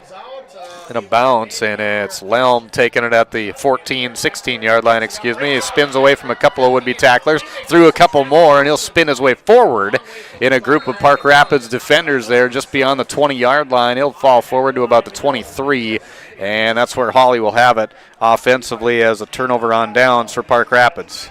All right, I got to think that catching a punt is one of the least attractive things in sports for me to ever want to attempt, but I do think that Levi would make his life a lot easier if he would just come up with confidence to catch that one as opposed to let it bounce, turn his back, and then you never know where that oblong ball is going to bounce. If he can go get that, he's athlete and hands enough to go catch that, he's going to find a way to turn these 4 or 5 broken tackles for only 4 or 5 yards into some bigger returns. 7:57 to play second quarter. 1st down and 10 at the Hawley 23-yard line is where they take over after the turnover on downs, on the punt for the Park Rapids area offense. As their defense comes up with a nice stop there, nothing doing for the Hawley offense. They go straight up the gut, and that was Grady Hines trying to get some yardage there. Okay. Now I want to see how the linemen handle some success here. They've been doing their job. Noah's been clean on everything but the bad snap. I want to see how they continue to handle success here. If we can't lose any fire in there, they've got to work to open holes for the running backs and to keep Noah clean and pass pro. Hines in the backfield again with no one else in the quarterback. Receiver off right, wing off to that left side for the Nuggets offense. 2nd down and 10, man in motion. They'll give it to Lelm. They'll just pitch it to him in front. He's going to be wrapped up in the backfield. Nothing doing there for the Nuggets. Great defense by Park Rapids area to sniff that one out and step in the way. That was Tony Teig for Park Rapids. Yep, that goes down as a pass, so we got another completion there as it was flipped forward, but the end didn't do their job turning the defensive end in there to give Levi the opportunity to spring that run out towards the sideline. So Lelm's 2nd reception for 40 yards tonight and a touchdown. As Nelson will get set with a 3rd down and 12 here. 2 receivers left this time, spread out wide on the right side, and Hines in the backfield. The snap is away from Nelson. Has time, though, as he runs away, and this ball is going to be deflected, almost intercepted on that play by the defense. Blake Morris diving for that ball. It was in between him and a couple other defenders, but not able to get it, so incomplete pass makes it a 4th down and 12. Yeah, I'm not sure if Noah thought that Levi was going to break that route to the middle of the field or not, but once there's a bad snap or your quarterback's being pressured, you got to find a space and a spot that he can get you the football, which would have meant this time flooding the near side of the field. So I think that was miscommunication that's got to be worked out. But once again, bad snap comes back to get us on an important 3rd down. So Park Rapids will step back to receive the punt by Kopacek. That is Carson Kopacek, the senior. This one is going to be kicked out of bounds around the 45-yard line on the Hawley side. So great field position for Park Rapids to get things going offensively here with 6:17 to play in the 2nd quarter. As it works out, where that pass should have been intercepted is exactly where the punt ended up. So Hawley going to start having to defend their own side of the field here on this set of downs. Keep the pressure up, keep the spy on Morris, and make sure that the defensive backs are assignment sound. So it's at the Hawley 43-yard line is where it's going to be placed with 6:17 to play 2nd quarter. And Park Rapids will have it offensively here, trailing 14-0. Shotgun formation, 2 receivers off to each end. Rolling to the right side is where he's got the room. Morris stops at the 50-yard line, airs it out. Ball's going to be deflected off the shoulder pad. And just watching the receiver was Skank, and Stoa was right in the vicinity too. And that bounced off his shoulder pad. I think Skank might have had a hand on his arm there too to make sure he didn't get that reception. Great defense in the backfield again. But if that was a little bit more right on the mark, boy, he might have been off to the races for a score. Yeah, when Skank is near his coverage guy, he does a very good job of playing through the receiver's hands to make sure he doesn't finish that. He had one in Perham that ended up going for a catch that was kind of questionable, but he did a good job playing through the hands and forcing a fumble on it after it was caught. So he does a good job there. Back to pass again. Morris looking down the field. Now some pressure being put on. He'll air this out right before he's smacked. Ball's into the receiver's hands. This one's grabbed. Turn around. In for the score. Ryan Carroll made it look easy at the end there on a perfectly placed ball by the quarterback Morris for a 43-yard touchdown pass. Yep, Morris had time, and he was able to find a receiver that had made his defensive back turn around and lose a few steps on it, and then the closing speed wasn't there. So just like that, Park Rapids is right back into the game on the strength of the arm of Noah Morris. So Noah Morris to Ryan Carroll for the 43-yard touchdown pass. They'll try for the extra point kick here with just under 6 minutes to play in the first half. And this will be Jaden Whalen to kick this one up, and the kick is good. Lakes Community Co-op scoreboard, 5:59 to play 2nd quarter. Hawley still with the lead at 14-7 over Park Rapids area on yourliveevent.com. Responsible, safe, and kind. Those are the values taught by Hawley Public Schools. Hawley's PBIS team, Positive Behavior, Interventions, and Supports, aims to encourage a positive and respectful learning environment and uphold the social and emotional well-being of all students and staff. Learn more about Hawley Public Schools at hawley.k12.mn.us. Hawley Public Schools, preparing students for the challenges and opportunities of tomorrow. Panthers will get set to kick it here after the touchdown, capping off a 2-play drive. Didn't last too long, just about 20 seconds, in fact. Started with 6:17, ends with 5:59 on the clock. Morris to Ryan Carroll, 43-yard touchdown pass. The extra point kick, good. Our score 14-7. This one, a nice hard kick there. Skank lost it for a second, able to scoop it up, and by the time he gets that one, he takes a few steps forward, and there's a lot of white jerseys he had to try and get around, and that's just not going to happen. So good coverage by the special teams of Park Rapids area. Yep, Vikings fans, Troy Walters' rule from 41 Donut. Kickoffs that are in the air, don't let them hit the ground first. You know, things seem to only go bad from that point on, and it's hard enough as an up man on special team situations and kick return coverage to hold a block and to make that contact, but it gets way more difficult when they've got to run back and chase the ball and the timing is messed up. So the Nuggets will have it at their own 14-yard line, first down and 10 with a 14-7 lead. Nelson will get set in the shotgun formation with backs on each side of him. He'll hand it out or go right side on the pass. Quick hitter over to that right side for Zach Liebach, and he's going to be met by the defense right away. He's still able to gain a few yards on the play. It'll make it a 2nd down and 7. Another play call that I really like, and whether it was the specific call from the sidelines or whether it was Noah understanding the situation, but it was Zach that got turned around on that touchdown pass for Park Rapids. I like coming back to him and building some confidence as soon as you can on the offensive side and getting him a few positive yards here. Gave him an extra step. It's a 2nd down and 6, so a 4-yard gain on that play to Liebach. Nelson barks out the signals. Oh, boy, we had guys that looked like they came across a little too quick. Pass left side for Stoa. Stoa scoots around one would-be defender on the tackle, and he's able to get to the line where he needed to for that first down, so move the chains. And another first down for the Nuggets, their 5th of the night. Yep, good ball right on the spot, hauled in with hands. Stoa saw something that this Stoa didn't see, which was a crease there to find a first down. I always prefer my outside receivers when they're when their feet are stopped on that catch to spin to the sidelines where it's you in the corner as opposed to you and about 4 other dudes that aren't dressed the same. Liebach left, right, Stoa to the left. 2 backs in the backfield accompanying Nelson. We got a guy, looked like he was going to go in motion, but that's not the case. Shifted over on that far side in the wing position. Garai took a little step there and hung the head, and officials saw that. That's a 5-yard penalty. The first penalty tonight for the Hawley Nuggets will drop them back to make it a 1st down and 15. You take Girai off the hook. The false start was on Stoa on the other side of the field there. Oh, was it? I think okay. He went early. I think he went when Girai was going in motion. And if that's not true, we'll say it is, and we'll blame him. It was bad timing to take a drink, I guess. Gotcha. You just knew. Nelson will drop back in the shotgun again.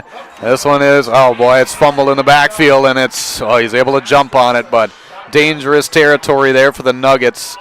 In hot pursuit was Wrigley Clark for Park Rapids area, and he was almost able to get on that ball, but boy, the pressure is starting to come by the Park Rapids defense and forcing the Nuggets into tough spots. As it shows right here, it's going to be a 2nd down and a country mile for the Hawley Nuggets. Yep, one mistake compounded with another. That's a snap that hit Noah in the hands. That's something he's plenty capable of hauling in. That's not on your center. That's right there, chest high in the hands. So got to find a way to take a chunk or 2 back here. Don't have to get it all back in one, but Noah's got to look that in, take one step at a time with this pressure coming. 2nd down and 30. It's going to be from the Nuggets' 6-yard line. Back to pass this one to Stoa. He's able to retrieve that one in the air, leaping over the defenders there to get that ball up to the 20-yard line. Right around the 20-yard line is where he's going to come out to, so that's a 14-yard gain for the Nuggets. Yep, just a little bit behind the original penalty here, about 3-4, maybe 2-3 yards behind that, but good chunk of it back here, which can make this 3rd and manageable if you're going to throw. Draw play comes in there if you're going to want to maybe sneak something through the pressure. With these blitzes, if you read it, not a bad time for a screen play as well. Just under 3 minutes to play first half. Nuggets trying to get something going here on the momentum side before they get into halftime. Had things rolling in that first quarter and into the second. Pass is going to be, caught at the 50-yard line. That's Levi Lamb. He's off to the races. Put him in there for a score. 6 more for the Nuggets. An 80-yard touchdown pass going from Noah Nelson to Levi Lamb. Cannot cover Levi Lelm with a linebacker that's not expecting to turn and run. The Panther D-backs have done a pretty good job with the outside receivers when it's been Stoa and when it's been Liebach, but you're not going to handle Lelm in the slot with just a linebacker that's going out there and you're telling him man-to-man. Well, that's a nice way to get some momentum back, huh? Yep, shoot yourself on the foot. Shoot yourself on the foot. I guess surgery is pretty good when you can toss one down there. And just shoot it down, shoot it down the field after that. Yep, find your leading receiver and get him in the end zone. Shower will hold. The kick is up by Kopacek, and that is good. Lakes Community Co-op scoreboard, 2:40 to play first half. The Nuggets strike again, this one in huge fashion. 80-yard touchdown pass from Nelson to Lelm to make it 21-7. We're back with more on YourLiveEvent.com from Hawley right after this.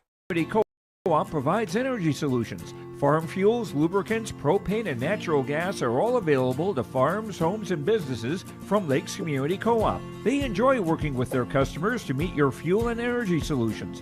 Call Lakes Community Co-op today, 1-888-935-2281 for farm fuel pricing, contract programs, farm lubricants, propane pricing, and delivery for farm, home, business, and natural gas service.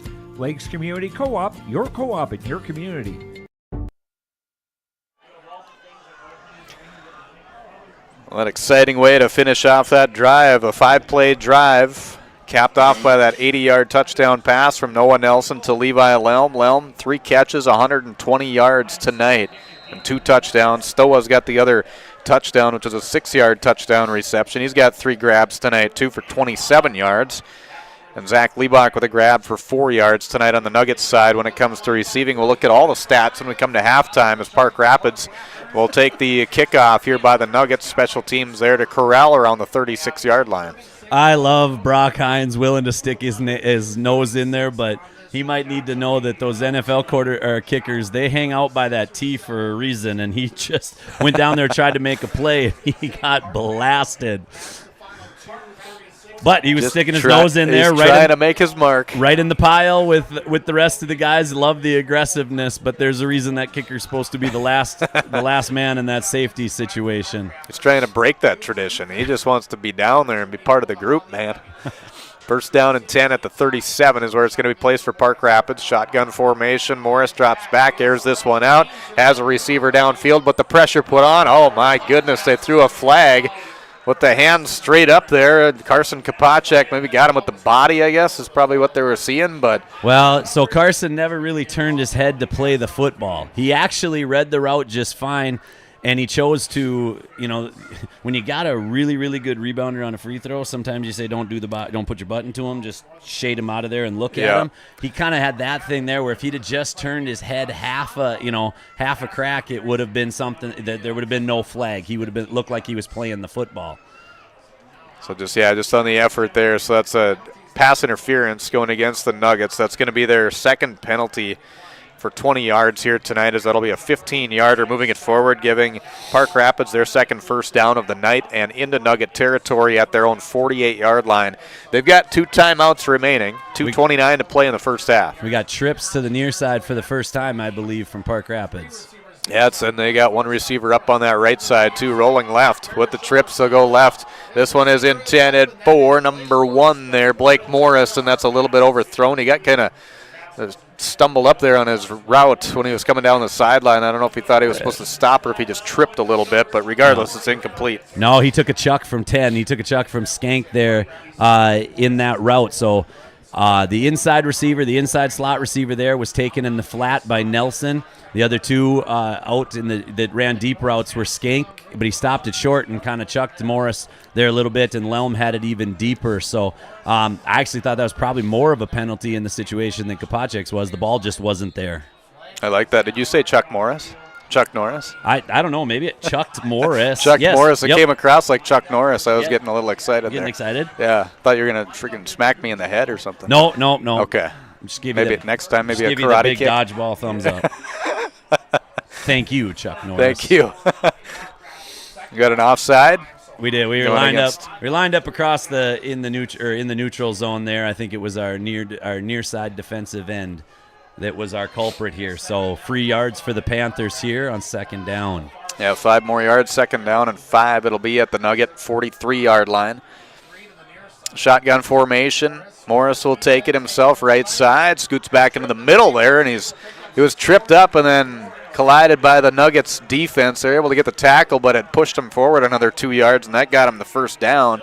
So move the chains again here, and Park Rapids in a good way offensively doing what they need to do. So real good pursuit there by Dane Hinkle not to stop once Morris was able to get free underneath him. That time Jack Ames was unable to stay clean as the spy, and they got a lineman to him. So we got to make sure that Paulson and the other guy, I think if it's Downer on the inside, they got to kind of hold on to those guards a little bit, be blocked. Pitch out left side. They are going for Jaden Whalen. Whalen is going to be wrapped up there pretty quick after that pitch out to the outside when he was trying to find some more room. Not a whole lot doing. He was able to gain a few yards, make it a 2nd down and 7. Little friendly fire there as Blake Morris is going to come up a little gimpy as his brother was tackled into him as he was attempting to block there as Ames scraped down the line. That time they had somebody on Ames as well. The pulling lineman was able to get a little bit of a piece of him, but Jack was able to keep his hands free and come down the line and make that play. Both teams with 2 timeouts remaining here in this first half. Park Rapids calling it out. Man in motion coming from right to left. That is Landon Strasburg. He'll roll right side, back to pass now, tries to scoot left as the pressure put on by Guerra, and he's going to be wrapped up and clobbered there by a couple of defenders for the Nuggets.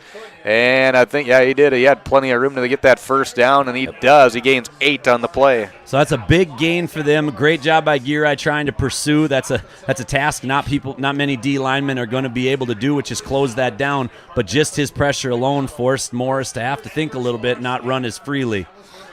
Wheel motion kind of had Hawley a little bit guessing there for a second, but Park Rapids has shown that on film. So up to the 26-yard line is where the ball is placed, a 1st down and 10, but a timeout for Park Rapids. They will use one of their 2 that they have with 55 seconds to play in the first half. 21-7, Hawley leads Park Rapids area in football action on yourliveevent.com. Lakes Community Co-op bringing us our scoreboard here tonight. We'll take a quick break. We're back with more from Dale Scholarroot Athletic Complex right after this. Question for you. When you add tolerance, subtract prejudice, and multiply efforts to treat one another with respect, what do you get? Less division. And school sports have it down to a science. Looking for an example of what can happen when we realize there's more that unites us than divides us? Look no further than high school sports in Minnesota. This message presented by the Minnesota State High School League and the Minnesota Interscholastic Activities Administrators Association.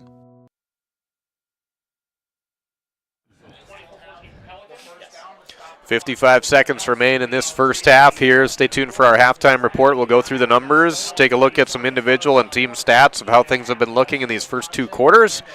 Recap the scoring drives here and get ready for half number 2 on a beautiful night for high school football action. The full moon is out right across from us here over the trees. It just looks nice. Back to pass. Morris into the middle is deflected. Oh, into the hands of the receiver and in for the score. Ryan Carroll, a 26-yard touchdown pass from his quarterback, Noah Morris. Boy, that ball was swatted at, and it looks like it was going to be intercepted, actually, and it deflects off of the defender into the hands of the receiver at 6'5". Ryan Carroll turns around, takes a few steps, and he's in for the score. All right, we had Grady Hines dropped. He dropped perfectly in his pass coverage, but he went to bat that. Little vertically challenged there. That's a situation where it was 6 one way and could have been 6 the other, as Stoa had played that ball and was coming up and read it really well, but was unable to after the tip. Boy, what a play there. And, yeah, it looked like it was going to be great for the Nuggets. All of a sudden, it was excellent turnaround there for Park Rapids. They'll go for 2, and they will score. In for the 2 is Jaden Whalen. And that will make it Nuggets 21, Panthers 15 with 47 seconds to play first half on your Lakes Community Co-op scoreboard. So Park Rapids able to strike again here late in this first half. We're back with more. Kickoff coming up right after this. Keep your job site stocked with reliable service from Prairie Supply Inc., the contractor's headquarters. Our team specializes in everything concrete. That means hand tools and equipment, rebar of all shapes and sizes, concrete forming packages and ICFs, decorative concrete materials like color, stain, sealers, and coatings. And let's not forget our impressive fleet of winter construction equipment to keep the concrete flowing all year round. If you've got concrete questions, we've got concrete answers at Prairie Supply Inc., the contractor's headquarters. Visit us today at any of our 6 locations. A 6-point lead here for the Nuggets after a 6-play drive for the Park Rapids area Panthers. Morris to Carroll again for 26 yards, and a 2-point conversion was good. As Skank will take it right up the middle, and he's going to be taken down around the about the 20-yard line, about the 19-yard line is where it'll be that Hawley will have it now. First down and 10, 41 seconds to work with. We'll see how aggressive and or conservative Hawley chooses to be here. That's a big score for Park Rapids as they get the ball, if I remember correctly, out at halftime. So that might also have been part of the reason they chose to go for 2 there, where they kicked the PAT the first time. So we'll see how aggressive Hawley is coming out. They're in their twin receiver sets, twin receivers each side. So here we go. Nuggets struck with an 80-yard touchdown pass on the previous offensive play, so anything can happen. It can happen quick. Pass goes left side. Liebach is going to get that grab, and he's going to be taken out of – no, he's not out of bounds. His knee was down before he went out right in front of the Hawley bench there, and he was able to gain about 8 yards on the play. It'll make it a 2nd down and 2. So an 8-yard gain, 2nd and 2. Nelson back to pass. This one into the middle, and it's deflected down. He was trying to get it to Stoa, but incomplete. It'll stop the clock is the positive thing for the Nuggets with 15 seconds to play. Yeah, they were working there on trying to go quick with 2 plays or 2 route combinations called. One on each side of the field as far as where Nelson looked. So timeouts in their back pockets at the moment here if they get the ball past the sticks and want to talk about it more than just the reset of the chains. Yeah, so they still do. Yeah, like you say, they've got those 2 timeouts remaining with a 21-15 lead. Nelson marking it out, and they're actually going to take one right now to talk about some things before they start this next play. It didn't like their alignment there on that one, so Coach Nats has the timeout to burn. He'll do so. 21-15, Lakes Community Co-op scoreboard. 15 seconds to play first half. We'll finish off the first half when we return to Hawley right after this. R&J Broadcasting Incorporated is hiring a full-time play-by-play sports announcer and broadcast sales representative. Duties include selling advertising time for radio, digital, video streaming, and regional cable TV. Play-by-play responsibilities include live play-by-play of local sporting events for radio, video streaming, and regional cable TV broadcasts. Wage plus talent and commission pay structure with full-time benefits package offered. For more information or to apply, email apply@rjbroadcasting.com. That's apply@rjbroadcasting.com. A 6-point Nugget lead out of the timeout. They still have 1 remaining here in this first half. 15 seconds to work with. And 15 seconds to take it 69 yards. They're at the 31-yard line. Their own 39, so we'll see what they've got up their sleeves. Nelson, quarterback in shotgun with 2 receivers off right, 2 to the left. 1 back right next to him. Handoff goes to Ames. Ames trying to take a guy with him, still chugging those feet, still moving and moving and moving. He's able to stop the clock here momentarily with that first down. He gains 3 on the play, and it will stop the clock momentarily. So the chains will move. Down to 9 seconds remaining. They'll get set to snap here once they're set, and Nelson drops back, steps forward, goes to Liebach, and it slips through his hands, incomplete. And that's with no time remaining here in this first half of play, so that will finish off this first half of play with an incomplete pass for the Nuggets and a 21-15 lead on your Lakes Community Co-op scoreboard. The Nuggets lead Park Rapids area Panthers here on yourliveevent.com. It's halftime. We'll take a break. We'll come back. We'll go through some numbers, individual and team stats here for you as we return to Dale Scallerud Athletic Complex right after this. Brecken from RDK Enterprises, your local precision planting dealer. I want to take this opportunity to say thank you to our growers. Your trust and fellowship is the driving force behind our dedication to your successful farming operation. We continue to invest in the education of our team to ensure your customer experience is outstanding. Thank you for the opportunity to be your planter experts. Stop by either of our locations in Hillsboro or Drayton, North Dakota, or visit planterdoc.com. Hawley Public Schools thanks you for listening to today's Nugget sporting event. But we offer more activities than just athletics. Hawley students can be part of groups like the Student Council, Riverwatch, Science Olympiad, FFA, Art Club, Yearbook, Knowledge Bowl, Speech, Debate, Band, and Choir. There's also a 3-act play, a 1-act play, and musical. Fine arts, academics, and athletics, a winning combination. Hawley Public Schools, preparing students for the challenges and opportunities of tomorrow. Rural Enrichment and Counseling Headquarters, also known as REACH, Neighbors Helping Neighbors. That's their slogan, and it says it all. REACH is a multi-agency human service center that helps families and individuals with counseling, food services, and help and support during the holidays. Things such as the backpack program, food for kids during the weekend, and a holiday meal during Thanksgiving and Christmas are just a few of the things that REACH can do. Check them out at ruralenrichment.org or visit their secondhand stores in Hawley and Hendrum. Hi, this is Steve Dalen from Piper's Auction and Realty. Selling farmland can create opportunities. The opportunity to cancel debt, the opportunity to invest the sale proceeds into higher earning ventures, or maybe the opportunity to enjoy items you have waiting on your bucket list. Whatever the reason might be, the time has never been better to market farmland at historically high prices. To help realize your opportunities, call me, Steve Dalen, at 701-893-8517. Every Wednesday night at 7, watch the YourLiveEvent.com Coaches Show, presented by the Hillsboro Economic Development Corporation. Stay up to date with the latest goings-on in the region, as we'll hear from area coaches in North Dakota and Minnesota. Plus, we'll highlight area high school seniors and their achievements in the classroom and on the court with our Senior Spotlight. That's the YourLiveEvent.com Coaches Show, presented by the Hillsboro Economic Development Corporation, Wednesday nights at 7 on YourLiveEvent.com. It's cleaner with Gleaner and less money, too. Find the savings on Gleaner combines at Ziegler Ag Equipment, Highway 9 North Ada. Now, listen to this. 0.99% interest, less than 1% interest, 0.99 interest for 5 years on all new Gleaner combines, or choose 0% interest for 24 months. These Gleaner combines are getting raving reviews from the demonstrations and from those who have purchased Gleaner combines this summer. Gleaner combines from Ziegler Ag Equipment, Highway 9 North Ada.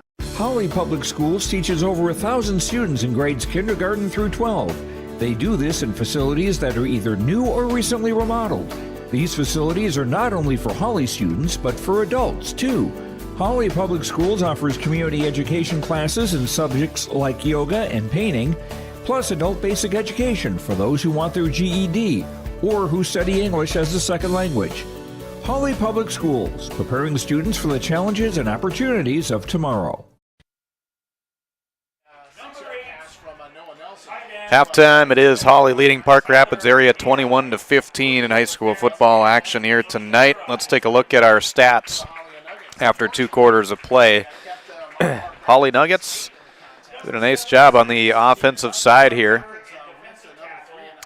with 208 yards of offense in the first half, 49 on the ground, 159 in the air. 3 passing touchdowns tonight for Noah Nelson. The scoring looks like this. They scored on a 4-play drive with 1:44 to play in the first quarter. Noah Nelson to Levi Lelm, 42-yard pass. Extra point kick was good.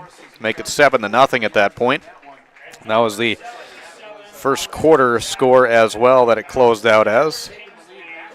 Then the Nuggets would strike again with 11:08 to play second quarter on a 4-play drive. Noah Nelson to Brevin Stoa on a 6-yard touchdown pass. The extra point kick good to make it 14-0. Park Rapids would strike midway through that second quarter of play on just 2 plays on a drive that lasted about 20 seconds. Noah Morris to Ryan Carroll, a 43-yard touchdown pass. Extra point kick good to make it 14-7. And then a 5-play drive capped off by a Noah Nelson to Levi Lelm 80-yard touchdown pass. Extra point kick good to make it 21-7. And then it was with 47 seconds remaining in the first half, Noah Morris completing a 26-yard touchdown pass to Ryan Carroll that deflected off the Nuggets to Carroll's hands, turned around and walked in for the score on a 6-play drive. The extra point, the 2-point attempt was good to make it 21-15, which is our halftime score here tonight. For the Hawley Nuggets, as mentioned, 49 yards rushing on 19 carries. They're led by Lucas Skank, 8 carries, 53 yards. 3 carries for 3 yards for Jack Ames. 3 carries for 6 yards for Jack Ames. There was Noah Nelson with 7 carries, minus 7 yards, and Grady Hines with a carry for no yards in the first half of play. As for passing, 8 of 15 in the air tonight with 3 touchdowns and 159 yards for Noah Nelson. Levi Lelm, 3 catches, 120 yards and 2 touchdowns. Brevin Stoa, 3 catches for 27 yards and a touchdown. 2 grabs for 12 yards for Zach Liebach on the Nuggets side. Nuggets ended the first half with 6 first downs, had 3 penalties for 25 yards and no turnovers. For Park Rapids area, as far as their rushing goes, they had 11 carries for 28 yards, 6 of those from Noah Morris, their quarterback, leading the way with 21 of the 28. 3 yards apiece for Jaden Whalen and Mark Johanning on 3 carries and 1 carry respectively, and 1 carry for a yard for Aiden Manum. As for passing, Noah Morris, 3 of 8 in the air with 74 yards and 2 touchdowns along with an interception. 2 completions for Ryan Carroll, both touchdowns for 69 yards total tonight. And Parker Hunter with the other grab for 5 yards early on in this contest. Park Rapids, 4 first downs in the first half, had 1 penalty for 5 yards, and 1 interception was thrown, so 1 turnover in the first half of play. 21-15, Hawley leads Park Rapids area at halftime as they announced the seniors here tonight as well during the halftime, and parents went out to accompany their seniors as they showcase them here this evening in their final home games of 2023 in their football careers. For the regular season, they'll have homecoming next week, and final home game will be on Wednesday, October 18th, when they host Crookston for regular season play. And then depending on playoffs, how the seeding goes and how things finish off in the regular season for the Nuggets, we'll see the possibility of a home playoff game as well after the MEA break. Halftime, though, 21-15. They lead Park Rapids area on yourliveevent.com. We'll take a break. We'll come back with more from Dale Scalaroot Athletic Complex in Hawley right after this. Temps are going to drop low, and you'll be turning the heat up high. Protect yourself from surprising heating bills by enrolling in Wild Rice Electric's off-peak heating program. You'll receive hundreds of dollars in rebates on new heating technologies like heat pumps and underfloor heat. Plus, you'll get nearly half off your electric heating rate through the winter months. That adds up fast when the snow starts to fall. Give Wild Rice Electric a call at 800-244-5709 to find out if the off-peak program is a good fit for your home and start saving today. Christian Motors is proud to be your Chevy and GMC dealer in Fertile. They've got a huge selection of new and used vehicles there on the lot. You can stop by and check the selection or go online to christianmotors.com or christiancarsonline.com. Your new vehicle is waiting for you at Christian Motors in Fertile. They are proud to be your Chevy and GMC dealer. christianmotors.com, christiancarsonline.com. Stop and see the selection today. Christian Motors of Fertile. Don't let concerns about shifts in the market disrupt your long-term financial goals. Hi, I'm Tony Dalen, an Edward Jones financial advisor. Let's work together on an investment strategy for long-term results. While you can't control market volatility, you can control your financial future. Start by giving me a call at 701-893-5648. I'm Tony Dalen, an Edward Jones financial advisor. 701-893-5648. Edward Jones, member SIPC. At Enbridge, we believe sustainability is the foundation of our success. How well we perform as a steward of our environment, a safe operator of essential energy infrastructure, a good neighbor, and a diverse employer defines our success. Learn more about Enbridge's environmental, social, and governance commitments and our Indigenous Reconciliation Plan at enbridge.com. Let's get real. Get ready for a place that's big enough to grow and small enough to care. The University of Minnesota Crookston offers more than 35 majors, minors, and certificates. Earn a University of Minnesota degree, where you can make a difference in a close-knit community. Faculty become friends and friends feel like family. You don't need a big city, just big dreams. The University of Minnesota Crookston. Real, hands-on, and will get you ready for anything. Respectful, responsible, safe, and kind. Those are the values taught by Hawley Public Schools. Hawley's PBIS team, Positive Behavior, Interventions, and Supports, aims to encourage a positive and respectful learning environment and uphold the social and emotional well-being of all students and staff. Learn more about Hawley Public Schools at hawley.k12.mn.us. Hawley Public Schools, preparing students for the challenges and opportunities of tomorrow. Lakes Community Co-op provides energy solutions. Farm fuels, lubricants, propane, and natural gas are all available to farms, homes, and businesses from Lakes Community Co-op. They enjoy working with their customers to meet your fuel and energy solutions. Call Lakes Community Co-op today, 1-888-935-2281 for farm fuel pricing, contract programs, farm lubricants, propane pricing, and delivery for farm, home, business, and natural gas service. Lakes Community Co-op, your co-op in your community. I've got a math question for you. When you add tolerance, subtract prejudice, and multiply efforts to treat one another with respect, what do you get? Less division. And school sports have it down to a science. Looking for an example of what can happen when we realize there's more that unites us than divides us? Look no further than high school sports in Minnesota.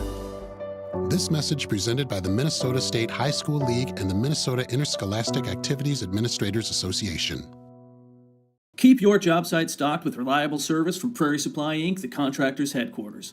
Our team specializes in everything concrete. That means hand tools and equipment, rebar of all shapes and sizes, concrete forming packages and ICFs, decorative concrete materials like color, stain, sealers, and coatings. And let's not forget our impressive fleet of winter construction equipment to keep the concrete flowing all year round. If you've got concrete questions, we've got concrete answers at Prairie Supply Inc., the contractor's headquarters.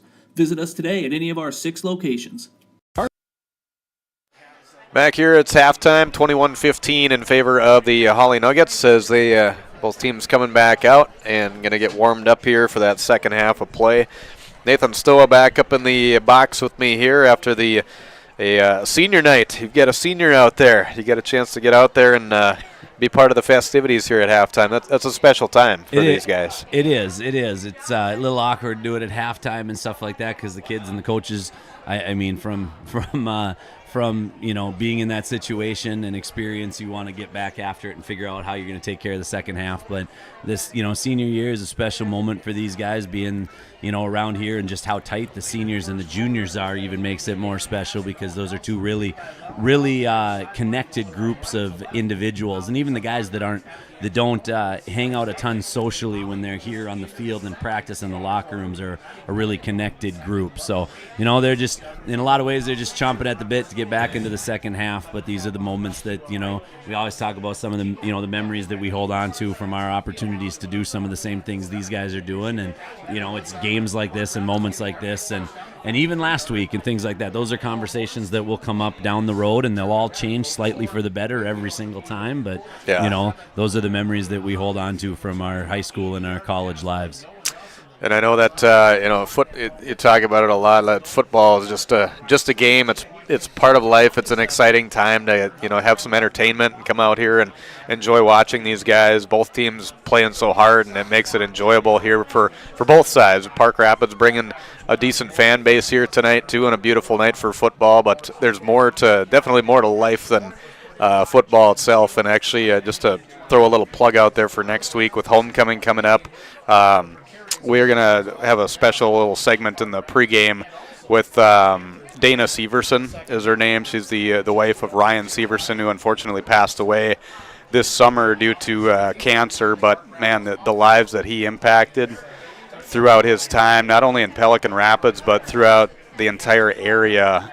She's going to talk about about him, about that, but also about a scholarship that they've set up in his name that will continue his legacy. So that's what I'm talking about, more than just a game. It's more than that. It's about life lessons and so much more. And it's one of those things where our kids don't necessarily know it, but when Aaron Haugen speaks and Travis Haugen speaks, they've got a lot of their time in Pelican with their dad, Dave, as the head coach, but Ryan is his right-hand man, and we don't go very many weeks at a time without hearing some sort of story from those days that is passed on, and we all kind of take what we were given from other people, and we pass the good stuff along, and that, it's an amazing web that gets stretched out with those lessons, and Ryan's taught a lot of those, and the Haugens carry that on our sidelines.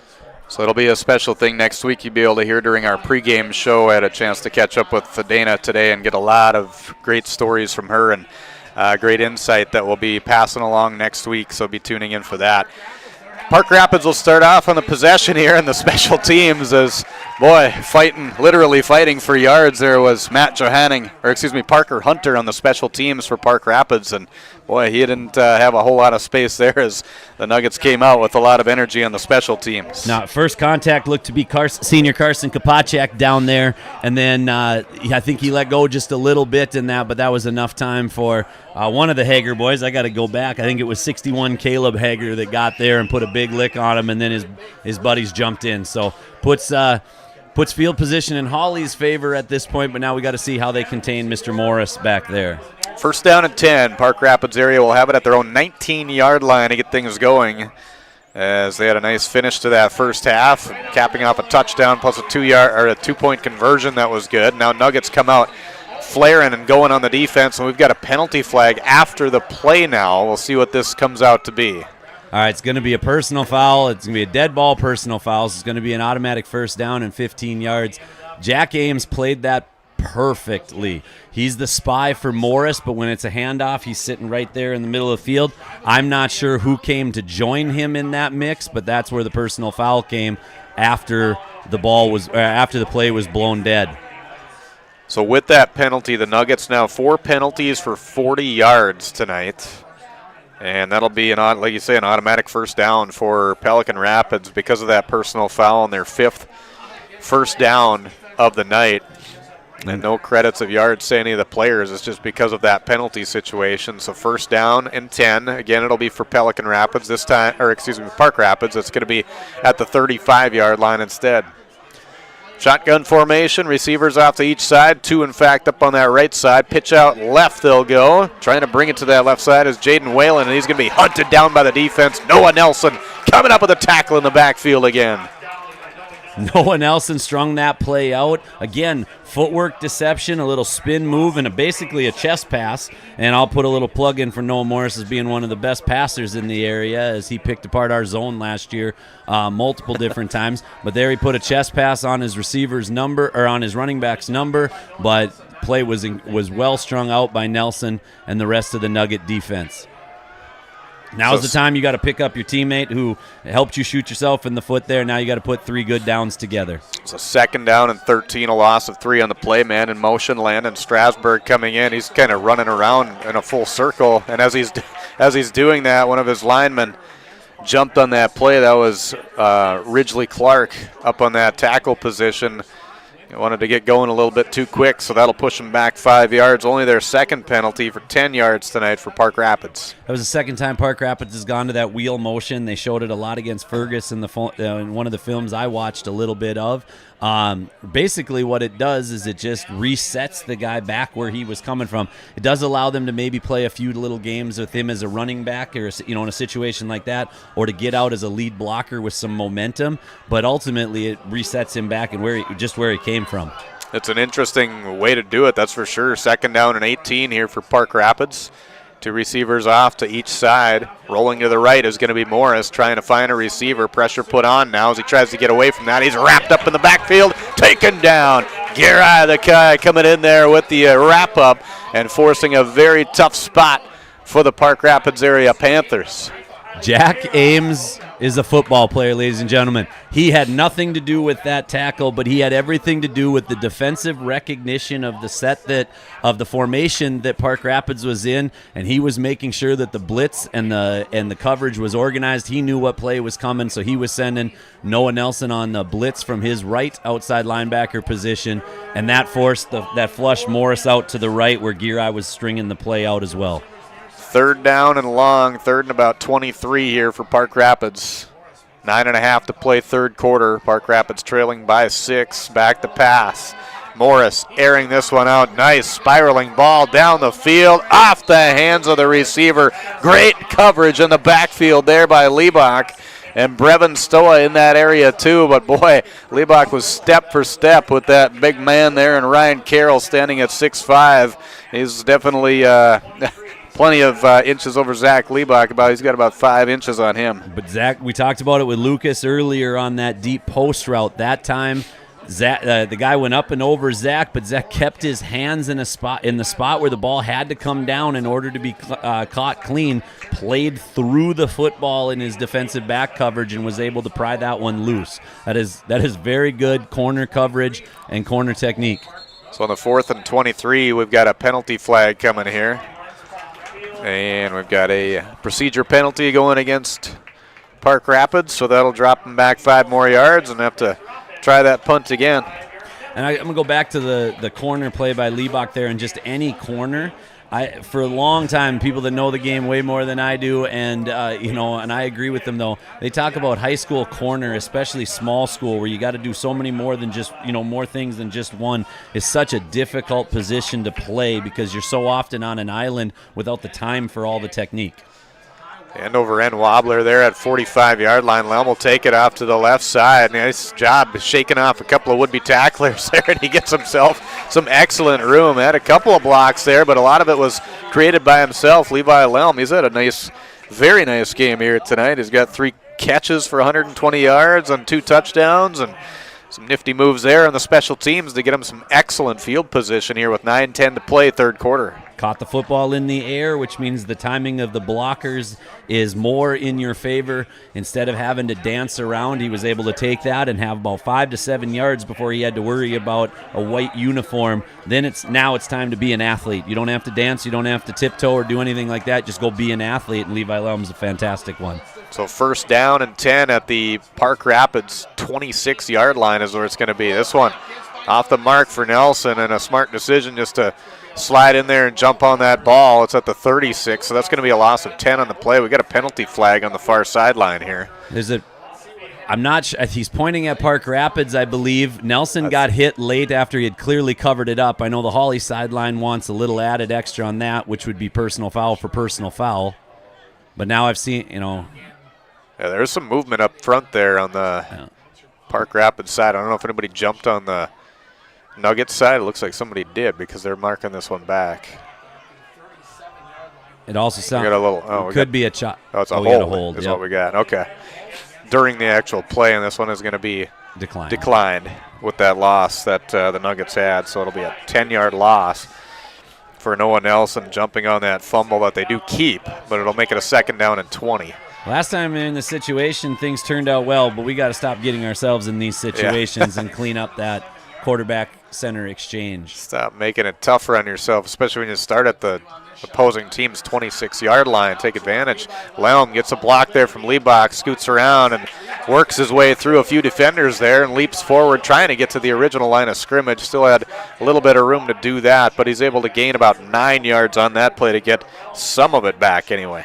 2 things there that stand out to me. Number one, that's about as well-timed as we've been able to run that bubble screen this season, where Zach's block wasn't too early. And then the changes in the game, back in your day, that would have been a decleater there from Liebach, when that blindside crack block was legal. That time, Zach just had to basically shield him off, player safety situation, but Zach did a good job of playing within the realm of the game and still getting the job done.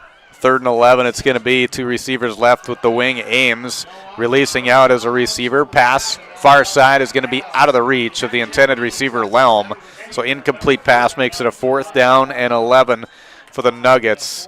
at the Park Rapids 27-yard line is where it's at. 8 minutes to play third quarter. Deep outs to the far side, or deep outs to the opposite side of the field, the wide side of the field, are some of the toughest throws for a quarterback to make at any level, but especially for a high school quarterback. I think Noah just got a little bit too touchy with that one, and if he would have just kind of let it go, I think it gives Levi a better chance to haul that one in. So 21-15 lead here for the Nuggets. Trying to get something back on their side again here, too. Talked about momentum last time. They scored an 80-yard touchdown pass, so we'll see if they can do a 27-yard touchdown pass, if they can try and get momentum on their side again. Nelson airs it out, looking for Liebach. Dives for the ball, but it's going to be incomplete. Just out of his reach. Excellent coverage on the backfield there by the defender, Carter Hurt. Not allowing much room there for Liebach to try and get a good look, so incomplete pass, a turnover on downs. I know Noah's a little bit gimpy right now here and hope that he can just stretch some things out as he got hit from the blind side, but he did stay and hang in the pocket really well to deliver a ball that really only Zach was going to be the one to come down with. Hawley sideline looking for a little bit of pass interference, but the difference between that play and the Kopacek play earlier was just that half turn of the head that the D-back had, despite having the forearm on him. When your head's turned, you look like you're playing the football and you know what you're doing, so advantage goes to the defense on that one. 1st and 10 from their own 27-yard line. Park Rapids will take over offensively here. Shotgun formation, taking it right up the gut. That's Noah Morris, taking a couple of guys with them to add a couple more yards on top of the 5 that he initially had. He'll gain 7 on the play. That's a really good read by Noah Morris. So he was going to take a down the line option out to the far side of the field, which would have been a strong hand pitch for him had he decided to give that up. Hawley took their D tackles and split them out almost to the B gap, it looked like. I'd have to see for sure where they were, but they weren't in on the A gap, which he noticed and was able to cut that play back into that absent territory. 2nd down and 4 is what it's going to be here for Park Rapids. With that shotgun formation again, they'll spread it out. Looking over to the right, ball is going to be caught for the 1st down. Liebach was right there too, but just not quick enough to get in there and get a hand on it. So that's going to be a gain of 8 on the play and enough to move the chains. Yep, it's a good pitch and catch. And again, a play like that where you can just run an out to the chains is set up by the fact that they were able to get a 5-yard chunk on 1st down. So 1st and 10 it'll be for Park Rapids at their own 40-yard line. Move forward again, that reception again by Ryan Carroll. He's been kind of the receiver they've been going to. He's got the 2 touchdowns for Park Rapids here tonight on both receptions, 43-yard and a 26-yarder. This is going to be a run to the right side. That's not going to muster up anything. In fact, it's going to be a loss of 1 on the play. Yeah, that's Grady Hines with the solo tackle on that play, stringing it out. Aim still the spy. That time a little bit more pressure put on Gunnar Fleming, who's in at the right outside linebacker position, and so when they went trips to the near side, he has that inside slot guy like Nelson did towards the end of the first half. So he had to bail out on hit into pass coverage over here and did a nice job. 2nd down situation here for Park Rapids. Midway through the 3rd quarter we go, 21-15. Nuggets hanging on to the lead. Fake the pass, back into the middle. This pass is going to be caught. Penalty flag is in the backfield. Now we got a loose ball and it gets stripped and did. Stoa came up with it. We'll see what the penalty flag is all about here. Right near where the quarterback was on that pass. So it's going to be a catch and a fumble. We got a cramp out there on Lucas Skink, and once again he played through the football. His receiver beat him on that route. Lucas closed quickly and was able to strip the football out of hands. But that penalty flag looks like we could be sitting in that quarterback situation, but no, it's going to be a hold. So that was a 26-yard gain and then a fumble on the play. Drops it back over to the Nuggets side as Brevin Stoa jumps on that ball, and the Nuggets will have it as we've got the, like you say, just the cramping up. I don't know if you'd call it injury, but more so just a little stretching time out here to get them loosened up a little bit.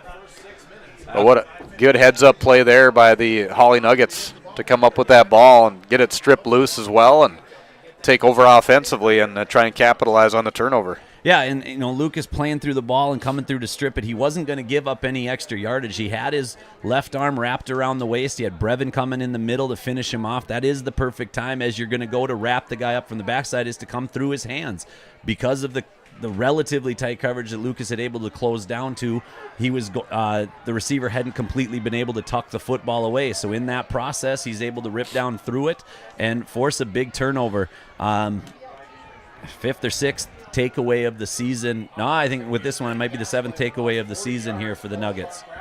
2 turnovers against Park Rapids tonight. They had an interception back in the first quarter, and now this fumble here in the third quarter. Handoff going to Jack Ames, and Ames is going to make it close to the 30-yard line. We get some more laundry being thrown in there right at the end of the play.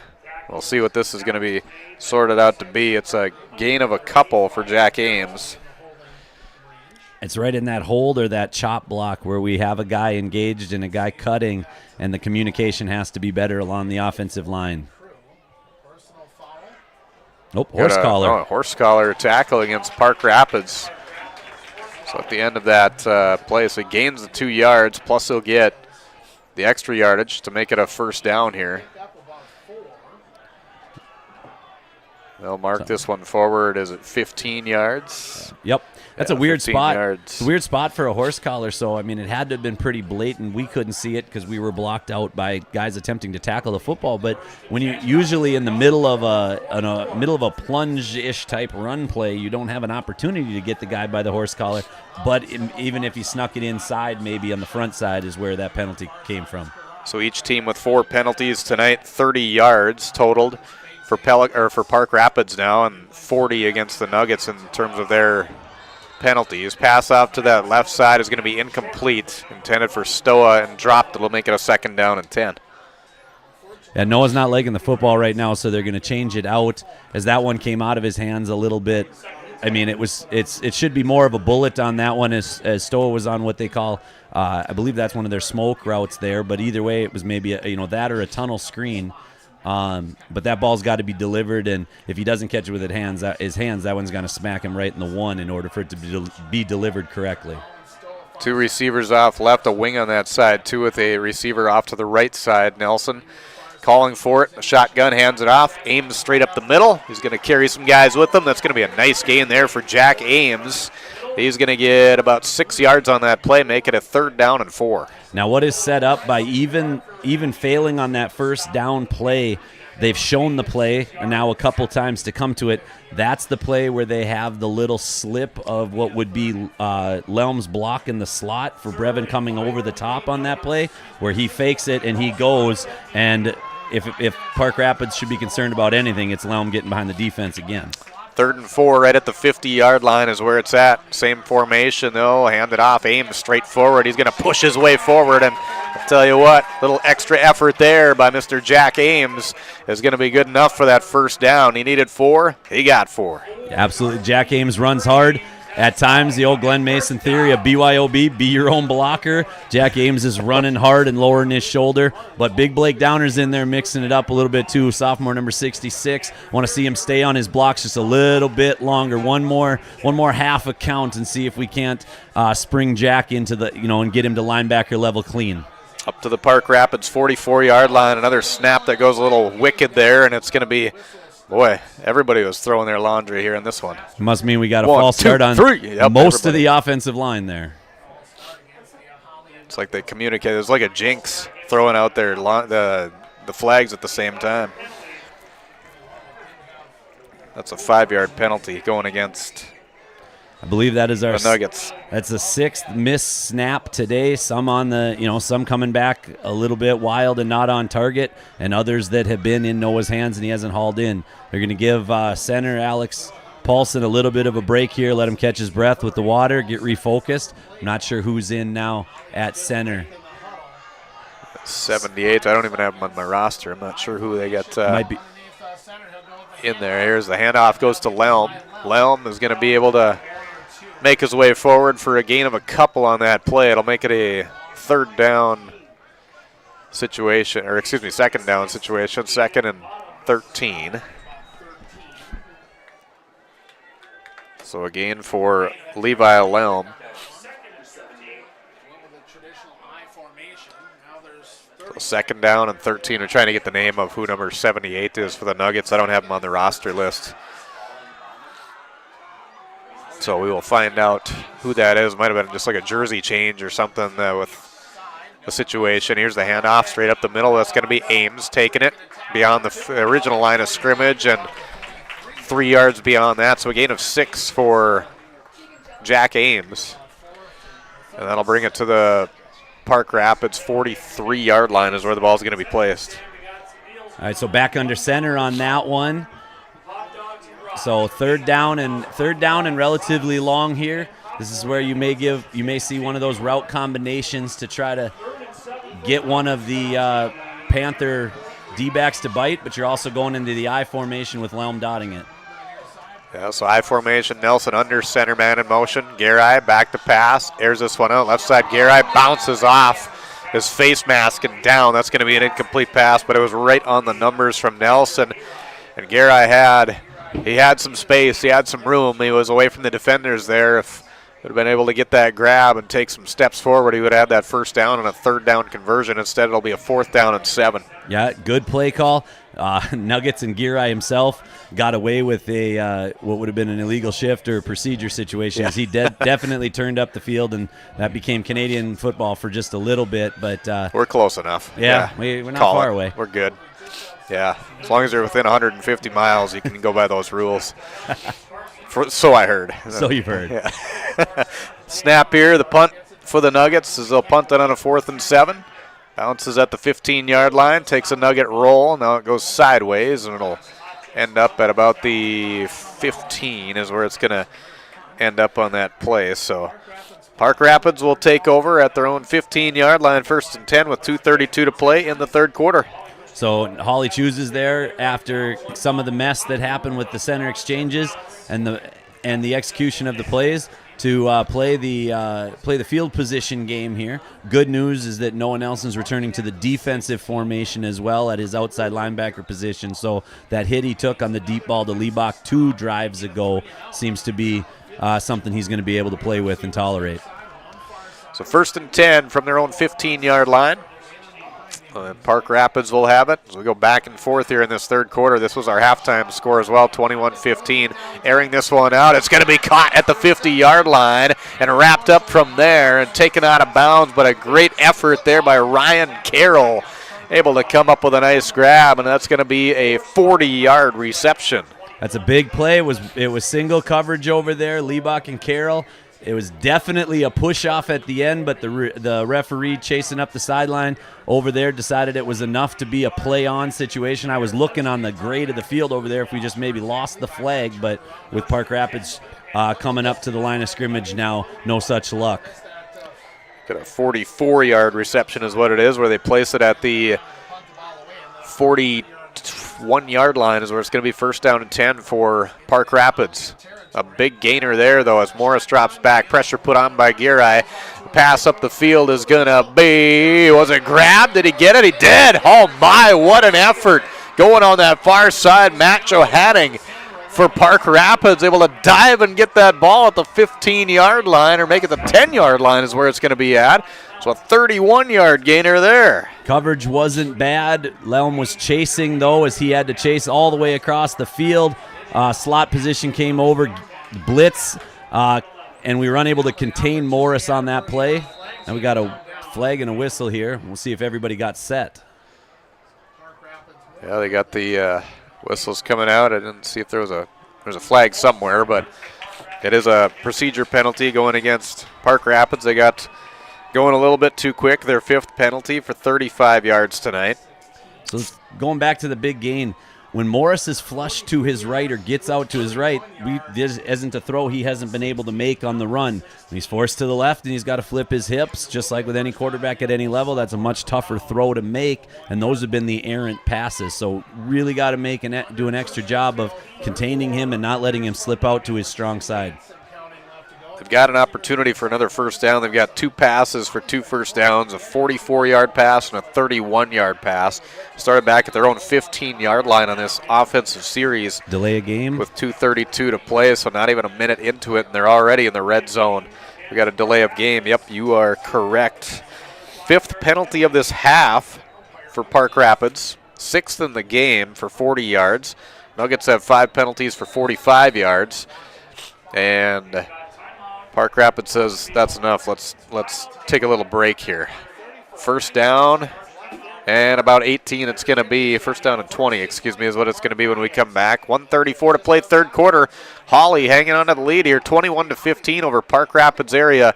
High school football action on yourliveevent.com and our Lakes Community Co-op scoreboard. Incorporated is hiring a full-time play-by-play sports announcer and broadcast sales representative. Duties include selling advertising time for radio, digital, video streaming, and regional cable TV. Play-by-play responsibilities include live play-by-play of local sporting events for radio, video streaming, and regional cable TV broadcasts. Wage plus talent and commission pay structure with full-time benefits package offered. For more information or to apply, email apply@rjbroadcasting.com. That's apply@rjbroadcasting.com. First down and 20 for Park Rapids out of the timeout. Taken by the Panthers. They've used one of their 3 for the second half here.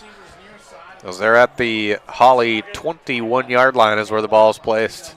Taking it himself, Noah Morris tries to scoot forward. He does. Boy, he's got some room. Gets back into the middle. He finds some room up near the goal line. He falls forward. It's going to be a little bit short, but he'll be close to a first down here for Park Rapids. Boy, needed 20 yards, and he got it. He got right on the mark. 20-yard gain to get another first down for Park Rapids. 3 plays in this offensive series, 3 first downs. And a well-used timeout. Absolutely. First and goal at the 1. Morris will keep it himself, pushes himself forward.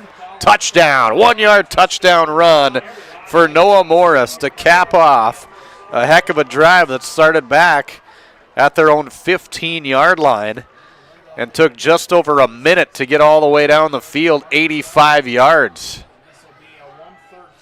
A 44-yard grab, a 31-yard grab, a 20-yard run, capped off by what you'd think would be just a breeze of a 1-yard run for Park Rapids. Every play was either a first down or a touchdown. Chance to take the lead with this extra point kick with 1:13 to play in the third quarter, and they do just that. Park Rapids area has taken the lead for the first time here tonight, 22-21 on your Lakes Community Co-op scoreboard. 1:13 to play, third quarter. We're back with more from Hawley after this.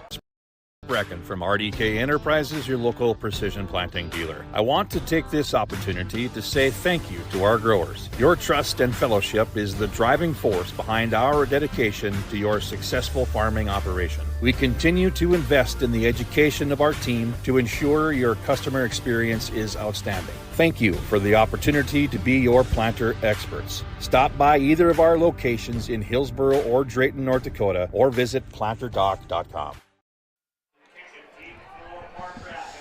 Jaden Whalen will place this one on the mark here after kind of a stale third quarter between these two teams.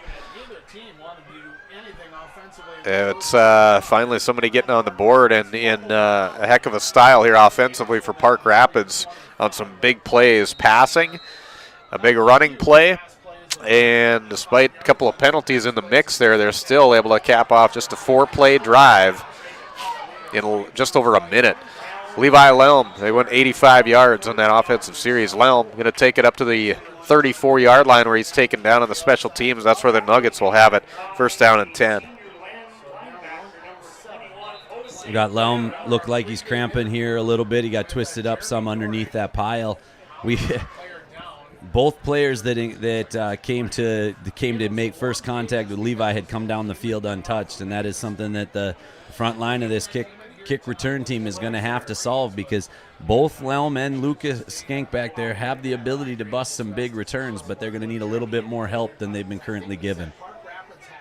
That is for sure. Need to get that energy like they had in that first quarter of play to get back on the on the drive here for the Hawley Nuggets, because that first offensive series they had of the night went really well, forced a 3-and-out on the first offensive series for Park Rapids. But since that point, Park Rapids has figured some things out. They've been aggressive on the defensive side here tonight. They're hitting hard, and they're starting to figure things out to make it not so much fun offensively here for the Nuggets.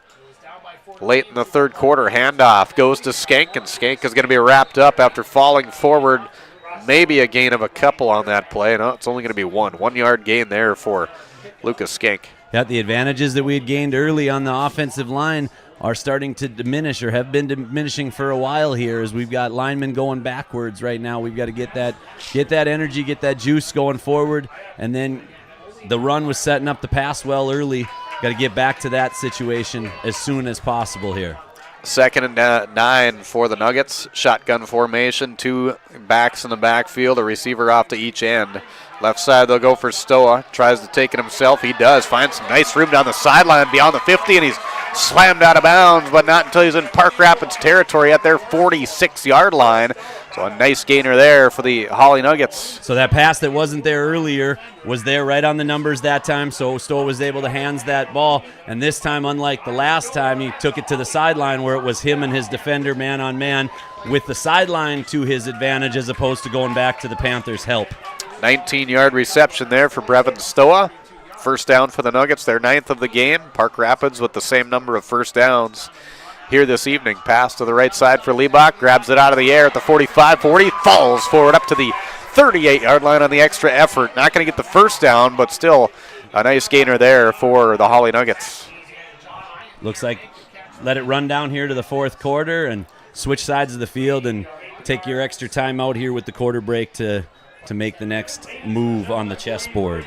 8-yard gain, 2nd down and 2 when we start up the fourth quarter of play.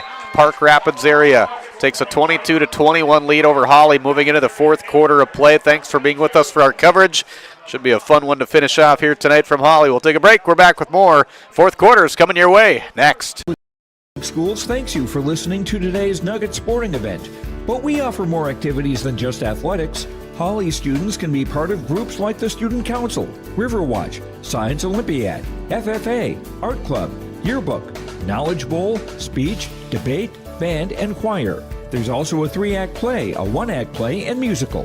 Fine arts, academics, and athletics, a winning combination. Hawley Public Schools, preparing students for the challenges and opportunities of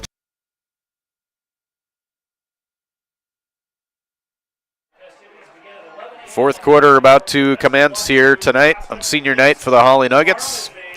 They come into this game 2-2. Park Rapids comes in 3-1 on a 3-game win streak. In fact, Nuggets trying to stop that, but Park Rapids not making that easy, that is for sure, as they come up with a score late in that third quarter and take their first lead of the night. That 2-point conversion, those conversions have been very important here tonight, especially that 2-pointer for Park Rapids that they scored late in the first half. Proved to be the difference right now in terms of the score as they lead 22-21. Fourth quarter starts on a 2nd down and 2 for the Nuggets. Handoff goes to Jack Ames, straight up the gut, powers his way forward. He'll gain about 5 yards on the play when he needed just 2 for the first. Big, good hard run, left side of the line. Looks like they collapsed down well. Still want to see Ames get to linebacker level clean, because then I know those broken tackles are going to take it from a 5-yard gain to a 25-yard gain with the way that Jack runs. Up to the Park Rapids 34-yard line is where that ball is placed right now. Stoa coming off to this left side as a receiver you see on the screen. Off to the right is Lelm. 2 backs, Skank and Ames is in the backfield with Nelson, the quarterback. And Garai, the wing, off that right side. He'll lead forward with a block. Handoff goes to Skank. No, it's going to be Ames again. Ames with another carry. From the 34 up to the 29-yard line, another 5-yard gainer there for Jack Ames. We got red jerseys laying on top of white jerseys down there. That's a good sign inside the trenches that they're doing their job. Even if the D-line is coming in to cut them or whatever, they're keeping their hands free and they're taking care of that blocking responsibility. This is the way the Nuggets started out the game on the offensive side, getting some really nice gains of 5, 6, even 7 yards a crack and moving the football. Little muff on the snap. Ball's going to be aired out. Oh, my goodness, there's contact everywhere. And there comes the flag. That is going to be a pass interference against Park Rapids. He was wrapped up basically all around Brevin Stoa. I think Brevin's saying, what are you talking about? You were basically had your arms around me giving me a hug. Well, it was an underthrown football, but receivers should be taught that when you can't come back to it, but if the receiver doesn't have a play, you're just going to absorb that contact, and you're going to take the 15 yards that are going to be given to you by the official. So, I mean, he does know how to flop on charges, and I think he did it again there, but we do have another flag in the backfield. Yeah, we got a flag in the backfield. We got one on the other side of the field, too, over on the Park Rapids side, too. So we'll see what all comes about here. We got a hold against Hawley. We got a pass interference against Park Rapids. We got offsetting penalties here, and that's going to result in being a second down again. We'll try it again from the 30-yard line. So thought you were getting a bail out there on that pass interference. Instead, you got a mishap in the backfield that happens. That's going to just give you the opportunity again from the 30-yard line. Yep, so ultimately nothing hurt, but unfortunately nothing gained when you're the team trailing on the scoreboard and you think you got yourself a free 15. So 2nd and 5, we'll try it again. Shotgun formation. They'll pitch it out left side. This is Skank. He's got some room on that left side, and he's going to be able to get a few yards. He's going to be close to that first down. Yeah, he was knocked out of bounds at about the, 24-yard line. So, yeah, he gained 6 yards on that play when he needed 5. Yep, and it became a situation where it was Luke and an outside linebacker, I believe, and it was a race to the first down sticks. Stoa threw a block to help him get to the sticks. I'm not sure what the design or what the situation is there. He could have turned up and maybe gone to Blake Morris and blocked him there. Instead, he came back and shielded off one of the guys chasing Skank.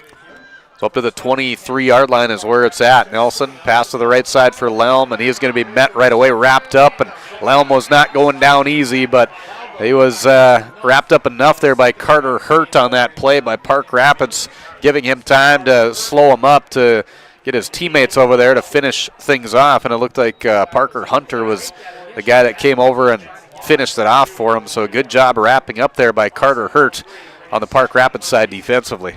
Now, in an ideal world, if you have the pass protection that you need, this is a situation where you can come back to that exact same thing with the pump and go route, and trying to take advantage of that aggressiveness. But that ball was sure in the air a long time, so glad it was completed.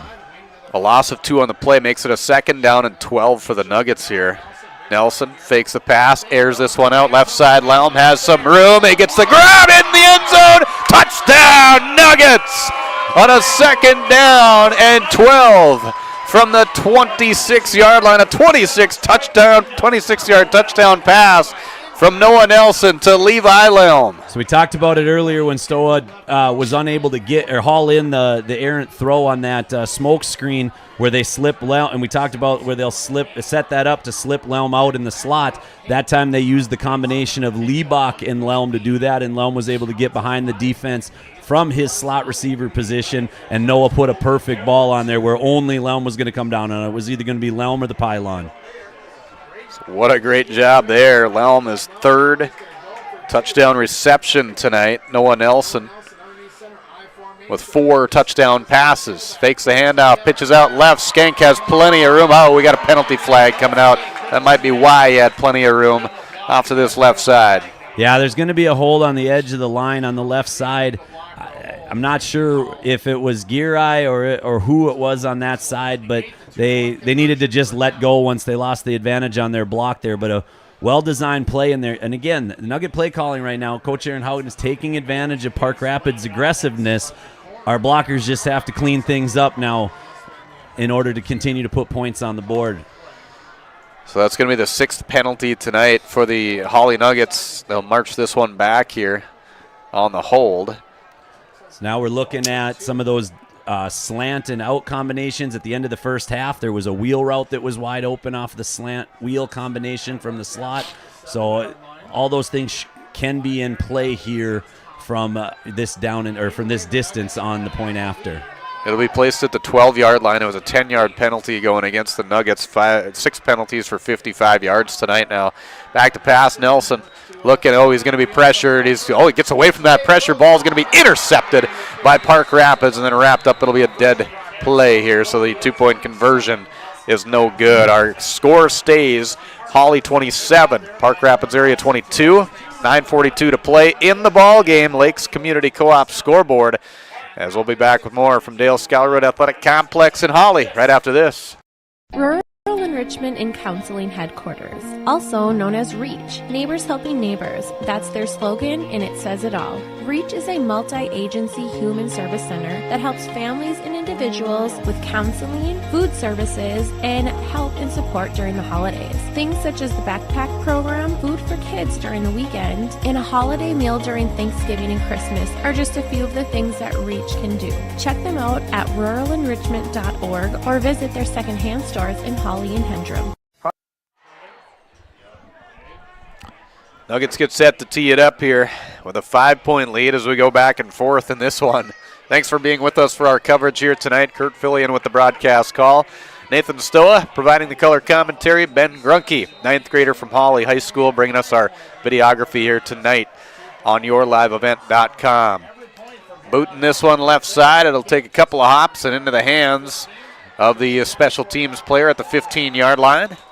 And wrapped up and taken down was Jaden Whalen for Park Rapids.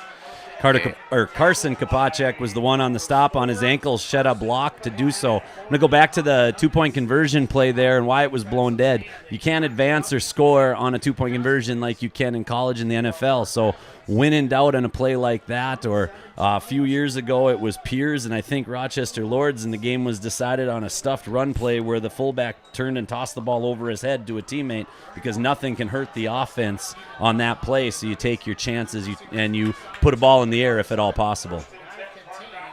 So a 1st down and 10 from the 33-yard line. Ball's going to be placed. Oh, my goodness. Nice defense by the Nuggets. Getting in there right away. Nothing doing for the Panthers on that one. Blake Downer with his best Lattimore impression there, shoving the old lineman back into the backfield, and there's 3 Nuggets there for that TFL. So a loss of 2 on the play makes it a 2nd down and 12 for Park Rapids. They've gotten down the field pretty quick. They did on their last offensive series when they scored a touchdown on just 4 plays. In fact, went 85 yards on just 4 plays and took just barely over a minute to do that. So they can move the ball. We got a couple of Nuggets moving over the line here and forcing another penalty tonight. 3 yards negative, back to 2 yards positive, and it would be 2nd down, negating that tackle for loss on the hard count there. 7th penalty for 60 yards tonight. The two teams have been penalized for the length of a football field in this game. 60 against the Nuggets, 40 against Park Rapids. In high school football, I think every game that's believable. I believe so, too. Seen some pretty clean games, not so much tonight in terms of the penalties. Airing this one out right side. That's going to be over the mark of the main intended receiver there, Ryan Carroll, who we've seen a lot of footballs thrown to here tonight. He's got 4 grabs for a couple of touchdowns. So he's definitely the guy that they're looking for when it comes to those passing plays. Yep, he got a half to a full step on Liebach there, but Liebach was had pretty good coverage there that he was going to maybe have a chance to play through the ball and break it up and stow ahead over the top coverage as the trips were to the far side of the field, the left side of their formation, which left him as more of a rover. Now they come out with their twins sets. Carroll's got 4 grabs for 121 yards and 2 touchdowns tonight on the Park Rapids side. 3rd down and 7. Morris airing this one out into the middle. Ball's going to be knocked down, but I think there was some contact before the intended receiver there, Blake Morris, could try and get that ball. So a good call in the backfield there by the back judge, realizing that, and that's going to be pass interference against the Nuggets. Yeah, the play on the ball was completely clean and within the rules. It was the contact with the left arm on the backside as the ball was in the air that is going to be what drew the penalty flag, which is why some of the players on the field are in amazement. They saw the ball get knocked away, but what it really was that grab of the left arm on left arm crime on that deep slant route. Yeah, and you can kind of see his body get twisted around there, too, before that ball got close to his hand. So Gets it close to midfield in a first down situation. Park Rapids 49-yard line is where they've got it. He'll take it on the run. This is Morris. We got another penalty flag coming. Absolutely, but this one by Blake Downer was earned. Downer blew past his guy. He had no choice but to try to keep his quarterback upright for a couple counts longer because Downer had no choice but to grab on and hold him. Big fella's quick first step gave that lineman no chance. So another penalty here for Park Rapids this time. Dropping them back. That's their 7th penalty for 50 yards. And it'll make it a first down and about 21 here. 1st and 21 with a shotgun formation. Trips left. They got a receiver off right. One back there to do some blocking. Pass left side is going to be just over the mark of the intended receiver, Matt Johanning. The coverage there again, though. Brevin Stoa in that area. Levi Lelm right there, too. Getting the double team, making sure it's going to be a tough spot for that receiver, but a good diving effort by Johanning to try and get that incomplete pass. Yeah, coverage over the top there as that safety with the over-the-top help from Stoa. Lelm was pretty tight in there, but right now Morris is looking to sling it. He's looking to take up big chunks of yards with their route combinations, whether they've got twins set or they've got their trips set. We got to be aware of that slot receiver not just running a simple out here. That's all he's done so far, but got to stay with it. Back to pass, Morris again, pressure put on. Boy, that pressure has just been intense tonight by the Hawley Nuggets, and he's just going to run out of bounds. He had no options. The coverage again in the backfield, the pressure in the right at the quarterback, and not giving him any room, any time, making it extremely tough here. So not only did they have a 2nd and 20, they lose 3 more yards and make it a 3rd down and 23. Yeah, the pass coverage was fine on that play. I really want to see the left side of the D-line and the linebackers keep Morris in the pocket as much as possible. If he's going to get flushed, let's flush him to his opposite side, so he's got to flip his hips, because right now he's looking to escape to his strong side, as he should, and that's where he's been able to find those drawn-out routes down the field. So a 3rd and very long here for the Park Rapids area Panthers as they send a man in motion to get him strong on that left side. Rolling to that left, Morris again trying to find something down the field, and it's almost nearly impossible. It slips through the fingertips of the intended receiver, Jaden Whalen. Looked like it was going to be good, right placed in between 3 defenders that were in his area, but an incomplete pass will make it a 4th down and long here for Park Rapids. I didn't catch the number, but whoever the right tackle is for Park Rapids did a phenomenal job on Tyler Girai on that one. Girai was in the right spot to contain and to try to get free and to maybe make a play, but he could not get off that block. That block was technical. He had him by the old steering wheel of his chest protector on his shoulder pads, and that was well done. Ryan Nicias is who we've got as the right tackle there for Park Rapids here tonight on the lineup. As the kick goes, it's going to be taken by Lelm. Lelm get it to the right sideline. He's going to be wrapped up and flung out of bounds, but he got close to midfield here, and that's where the Nuggets will have it. 1st down and 10, 7:55 to play in the game. Yep, the second time in a row now Levi's caught a punt in the air, which means his timing, whether his blocks are set or not, is going to give him the opportunity to get his momentum going and have a chance to make a guy miss without having to dance, and that's what he's done now the last 2 times for much bigger chunk returns. So the Nuggets will have it 1st down and 10 at their own 47-yard line. Now, try and punch another one in here to make it a two-score game.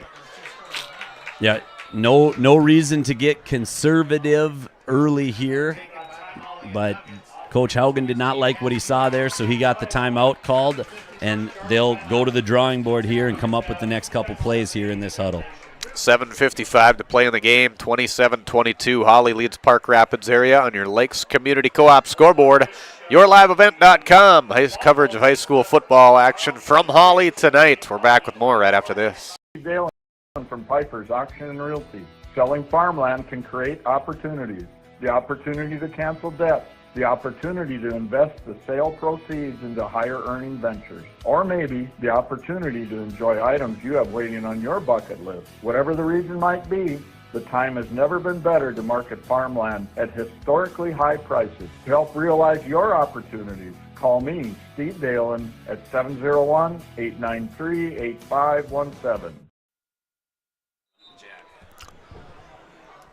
First down and 10 out of the timeout taken by the Nuggets. Each team has 2 timeouts remaining in this one. Just under 8 minutes to play. After the game, we'll have our post-game report for you, too.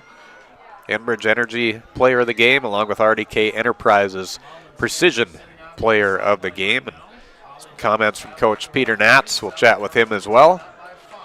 Look at the remainder of the schedule here for these two teams and the stats as well, so stay tuned for that after the game on yourliveevent.com. Handoff going right up the middle. Ames not able to find much room. In fact, he's wrapped up by a couple of Park Rapids Panthers.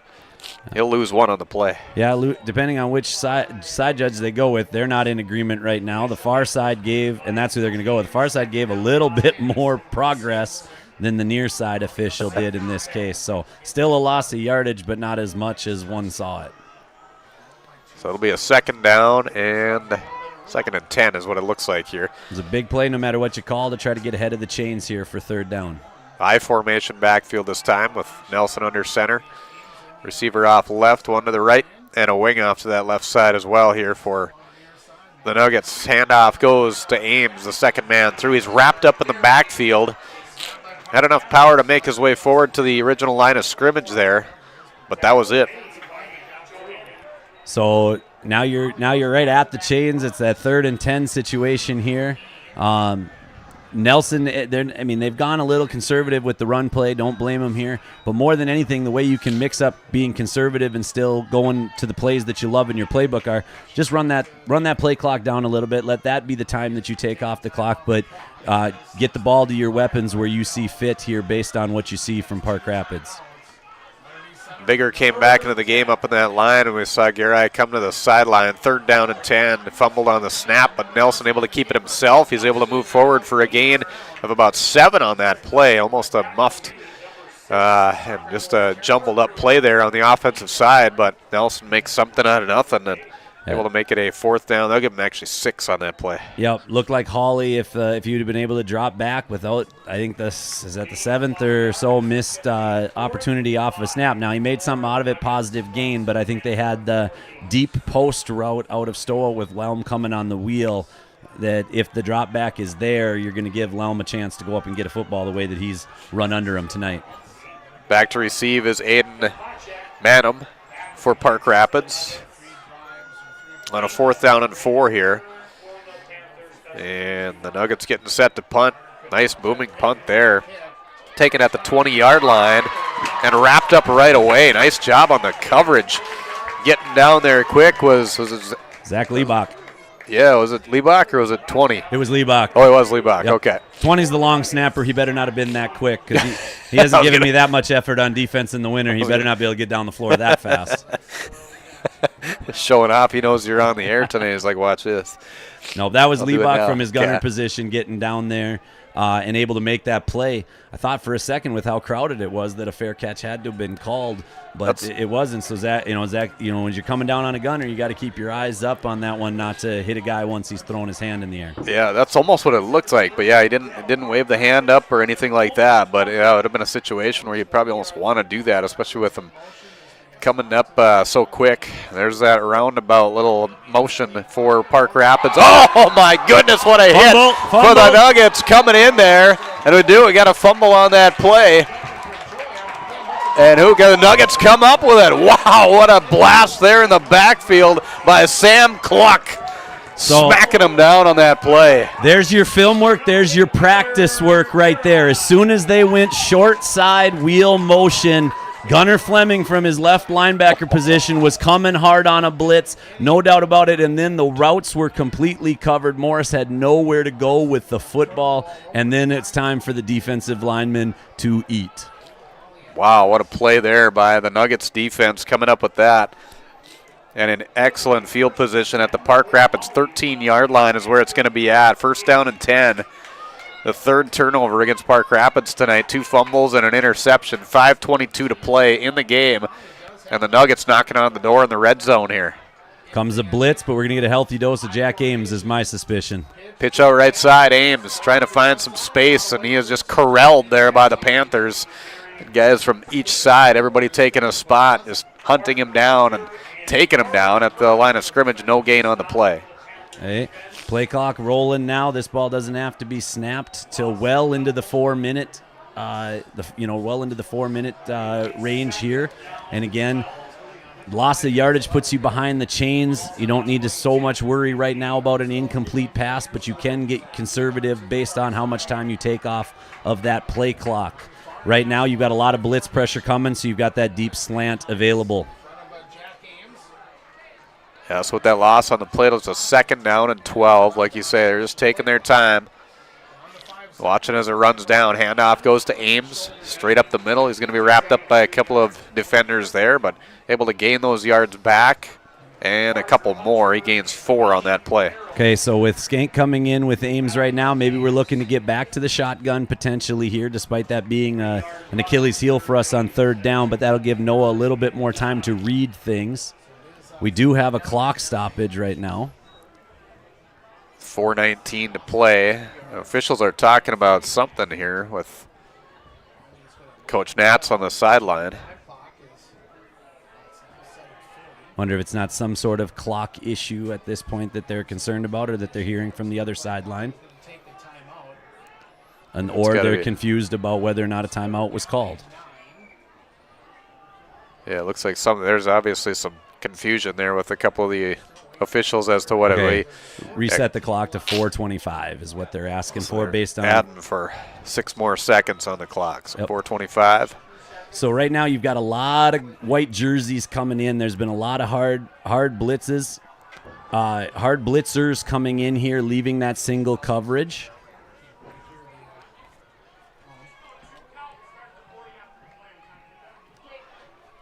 All right, and they're wanting the play clock to go with a 2 count after the ball has been blown dead before it resets. So that was the concern, whether it came from the other sideline or through the officials. Either way, that was what our stoppage of play was. Yeah, that's obviously a crucial thing, too, when you get to this point in the game, a 1-score game.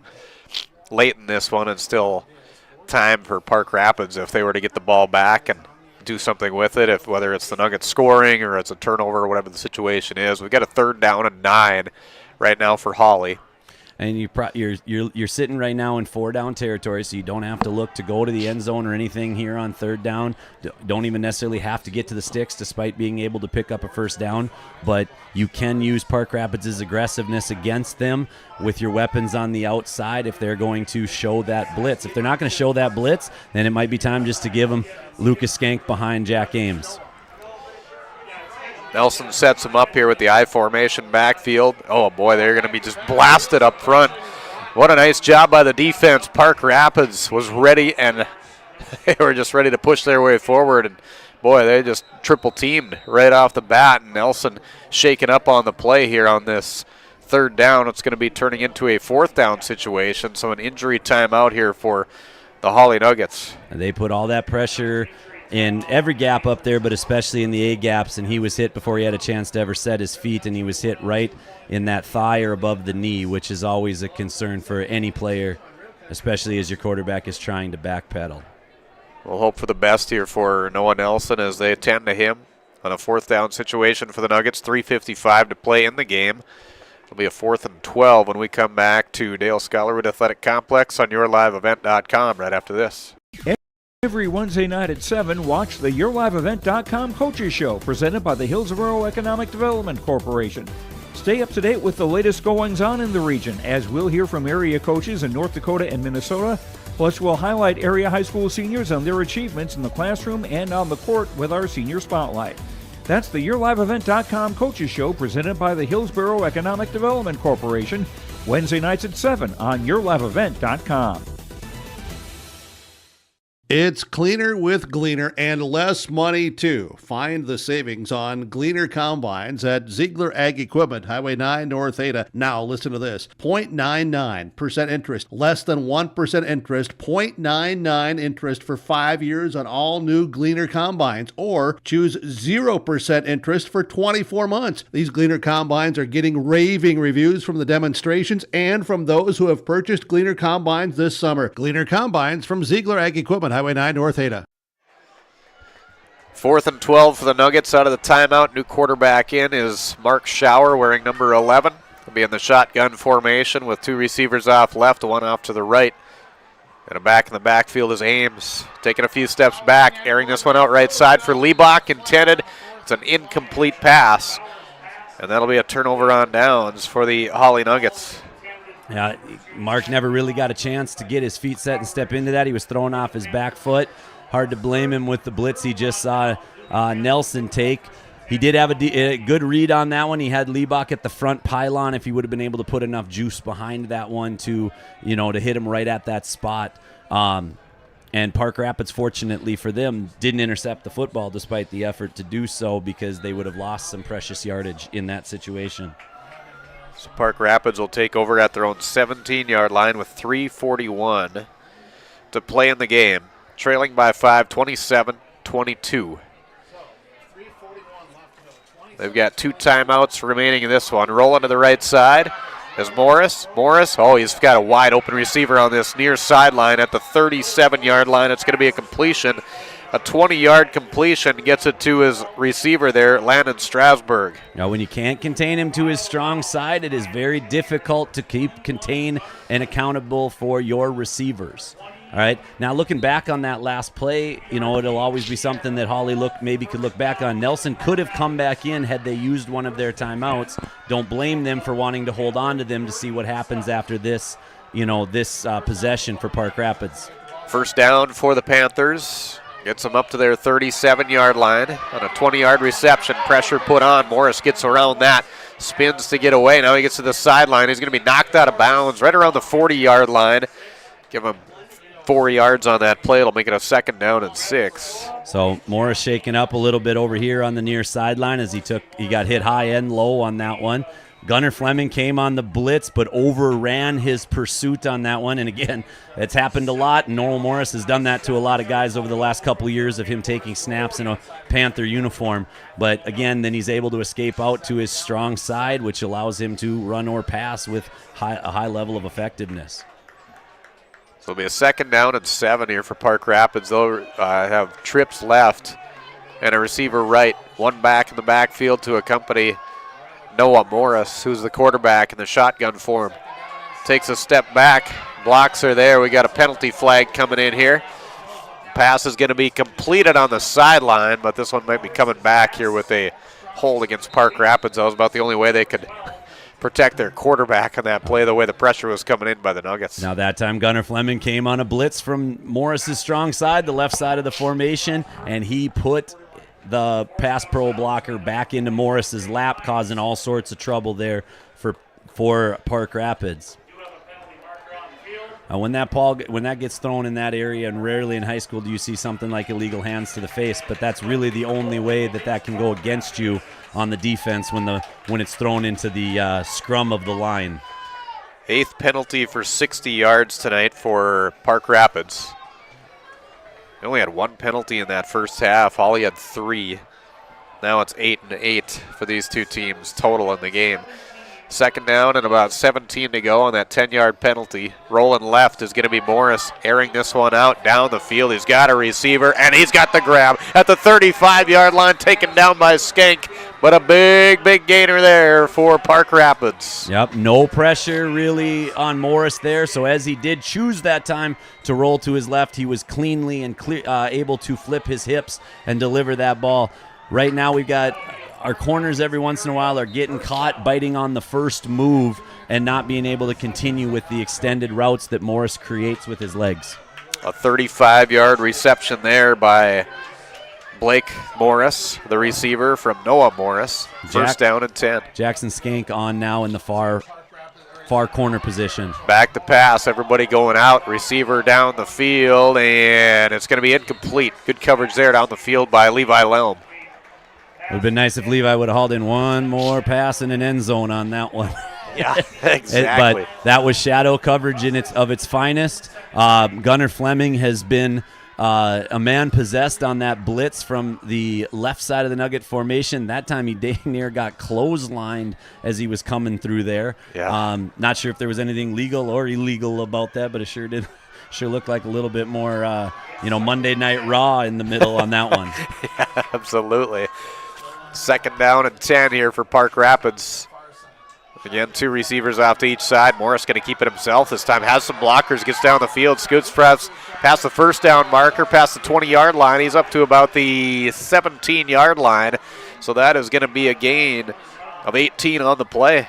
Yep, and they haven't straight run the ball for quite some time here. That was a designed run where Morris was able to pick apart the defense a little bit in a zone blocking type situation, and he cut back against the grain. Don't blame the Hawley linebackers and D-backs for looking pass first, because it's been a number of them in a row here.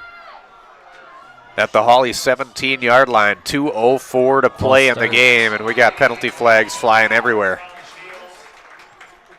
Guys jumping, guys flying, guys just excited to get going, but it got a little too quick on the pull there. Yep, it was the left guard that got moving first, and as long as there's nothing to offset it, it's going to be 1st and 15 for the Panthers. 140 yards of penalties here tonight. Ninth penalty for 65 yards on Park Rapids here this evening. So we'll go trips right this time for Park Rapids. That's the strong side with more room. They got the receiver off left as well. Morris going left side this time on the run.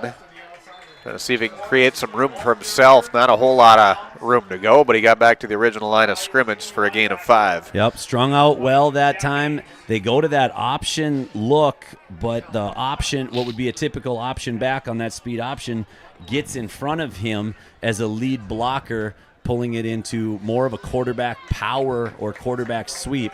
And then Jack Ames met both Noah Morris and the down marker over there, so I'm surprised both are still standing. 15 carries for 66 yards tonight. Noah Morris leading the way on the Park Rapids side. Next in line is Jaden Whalen with 5 carries for 2 yards. 2nd down and 12 here for Park Rapids. Rolling to the right side. Morris trying to find some space. Has to take it the other way, and he's got a receiver there for it is the other Morris. Blake Morris in for the score. A 17-yard touchdown pass from Noah Morris to Blake Morris. And it is Park Rapids area back on top, 28-27. Yep. Now this will bring up a big conversion here, but Morris was able to get out to his right. He had nothing on this side of the field, but was able to throw back across the field to his twin brother, who got a little bit of separation from Jackson Skank on that side. Skank had an opportunity to bring him down with a solo tackle, but unable to do so. So Morris to Morris for the 17-yard touchdown pass, capping off a 7-play drive put together by Park Rapids. Late in this one, 1:35 remaining. Pitch out left side. They'll get it over to Jaden Whalen, and he'll scoot his way in for the score to get the 2-point conversion. And we got a penalty flag right in front of that play at the end as well. Yeah, so I'm not sure if there was a hold or something that happened on a lead blocker. There's really not anything else that could have happened out there unless they're going to call a targeting or something along those lines, but Skank looked like he hit him in the shoulder, not in the head area. But if it was against Hawley, this can be enforced on the kickoff and put them in a negative field position to start. So officials chatting about it on that far side, but yeah, it's just a face mask is also a possibility. Yeah, right in that area, right at the end, there was something right in front of the official that he saw. He did call targeting. So a personal foul against Hawley. So that's going to be their 9th penalty. That should have them kicking off now from the Nugget side of the field, right? Yeah, it'd be a 15-yard Well, it doesn't penalty. look like anybody's moving anything right now, but we've got officials. Yeah. Yeah, he's moving it. He's saying push it forward. So the 9th penalty for 90 yards tonight on the Nuggets side for penalty situation. So now high school rules are if the ball crosses the goal line, whether it's attempted to be caught or it bounces, it will be a touchback regardless. So that's something to look forward here as Park Rapids has it. This would be a great spot if they wanted to try to blast one off of an up-back or somebody that they think is going to take off too early and then finish the game with the ball. So 30-27 here on the Lakes Community Co-op scoreboard. They'll just boot this one away deep into the end zone, and the Nuggets will have it. In a lot of ways, that lets Hawley off the hook because it allows the ball to come out to the 20 and allows them to take over from there without risk of any turnovers. Yeah, that's the positive out of it. You don't burn any time off the clock either. You got 2 timeouts to work with. Both teams, in fact, have 2 timeouts remaining in this game. 1:35 is all that's left on the clock. And we've seen in this game here, Nathan, that teams can get down the field pretty quick. Park Rapids did it in just over a minute, went 85 yards earlier on tonight. So it's definitely doable. One big play, and the Nuggets had an 80-yard touchdown pass earlier tonight. We'll see how aggressive Park Rapids is with the blitzes that they've been putting pressure on, or if they'll give Noah time to set his feet. Pass into the middle is going to be caught there for the Nuggets. They'll get the first down, get beyond the 30 up to the 37-yard line. That was Liebach. So a 12-yard gain there for the Nuggets. As they started at their own 20, they'll get up to the 32-yard line. Good confident route, confident ball from Nelson to Liebach. Back to pass again. Nelson airing this one out down the right side, going for Levi Lelman. The ball's going to be intercepted. Oh, no, it's going to be dropped. Should have been picked. It was, yeah. As the receiver was able to come to that underthrown football. Lelm had a step early. He's running back gingerly, but that ball, that ball was dropped and will give Hawley new life here on 2nd and 10 from their own 37. Wow, yeah, that's just one of those moments where you hold your breath if you're a Nuggets fan and say, oh, please tell me that was trapped. And that's exactly what happened on that play. So still got some life here on the offensive side with 1:18 to play in the game. Nelson calls it out, shotgun formation. He'll pass it out to the left side for Stoa. Stoa's got some room. Nice block there on the near side. Taken out of bounds, so they get the clock stopped up to the 43-yard line. Nice block thrown there on this near side by Carson Kopacek. So what you're going to see is Lelm and Liebach usually hold their positions when they're in this duo set. Stoa and Kopacek will switch based off of who's more the primary on that spot. And that time it was Stoa with Kopacek throwing the block. Now Stoa's the furthest receiver on the outside. Kopacek back into the slot. 3rd and 4 it is for the Nuggets right now. At the Park Rapids 43-yard line. Back to pass. Nelson into the middle. Finds Levi Lelm across the 50 and beyond the 40-yard line to the 38-yard line. Another big gainer there for the Nuggets. Lelm's coming up limping. Right now, situation where you either take your time out for him or he needs to sit down. But clock's going to run and we're going to play on. 18-yard reception there for another first down. Nelson got away from the tackler up the field. The ball's going to be picked off by Park Rapids, and that's Carter Hurt coming up with it, putting the hurt on the Hawley offense with 54 seconds to play in the game. Yeah, Nelson chose to escape the pocket to his right, which is his strong side, and didn't get enough on that one. Far side of the field, I think he might have had Stoa, but just an underthrown ball that was attempting to give Liebach a shot to make a play. With a minute, you maybe didn't have to be as aggressive to the end zone if you thought you had something underneath. But now we'll see. Hawley's got 2 timeouts here. It's gonna, that's the clock against him with the timeouts. But Park Rapids is going to call the first one, which is irrelevant as the clock was not running. So yeah, Park Rapids will take that timeout here with 54 seconds remaining. 30-27, they lead in this ball game. And Park Rapids, you just hang on to that football. You don't have any mishaps on the snap, and you come away with another victory. In fact, it'd be 4 in a row for Park Rapids if they can wrap it up and get things done here tonight. So, boy, what a ball game it's been, though, between these two teams. It's been a fun one to watch, a physical contest, and just back and forth battle it's been tonight. Yeah, it's been back and forth, and penalties have been spots where the teams have pushed themselves backwards. Hawley seems to, in that last drive when the pressure was at the most, every snap was clean, but there was about 6 or 7 of them that weren't, and those are going to be 6 or 7 plays that weren't targets to the guys that you wanted them to be targets to, and those are items that need to get cleaned up before the end of the season and hurt tonight.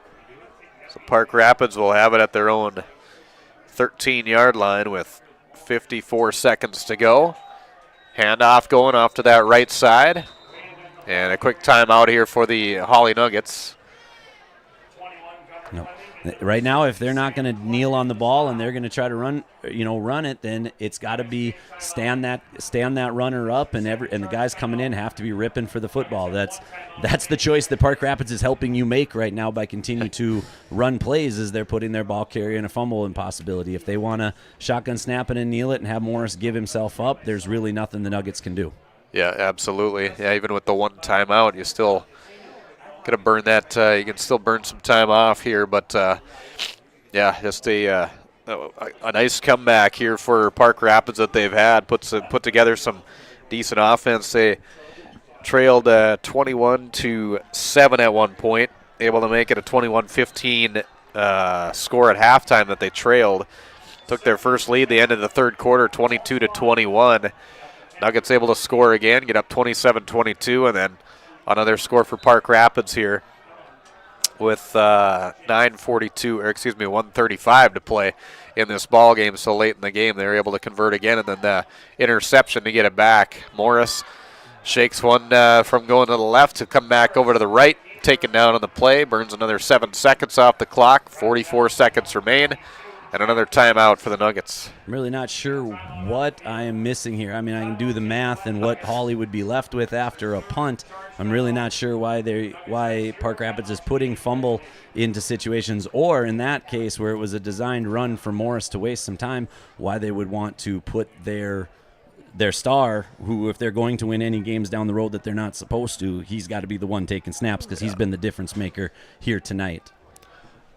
Yeah, it's I don't know either what we're trying to accomplish there, but it's a third down situation out of the timeout. That was the Nuggets' last timeout that they've got.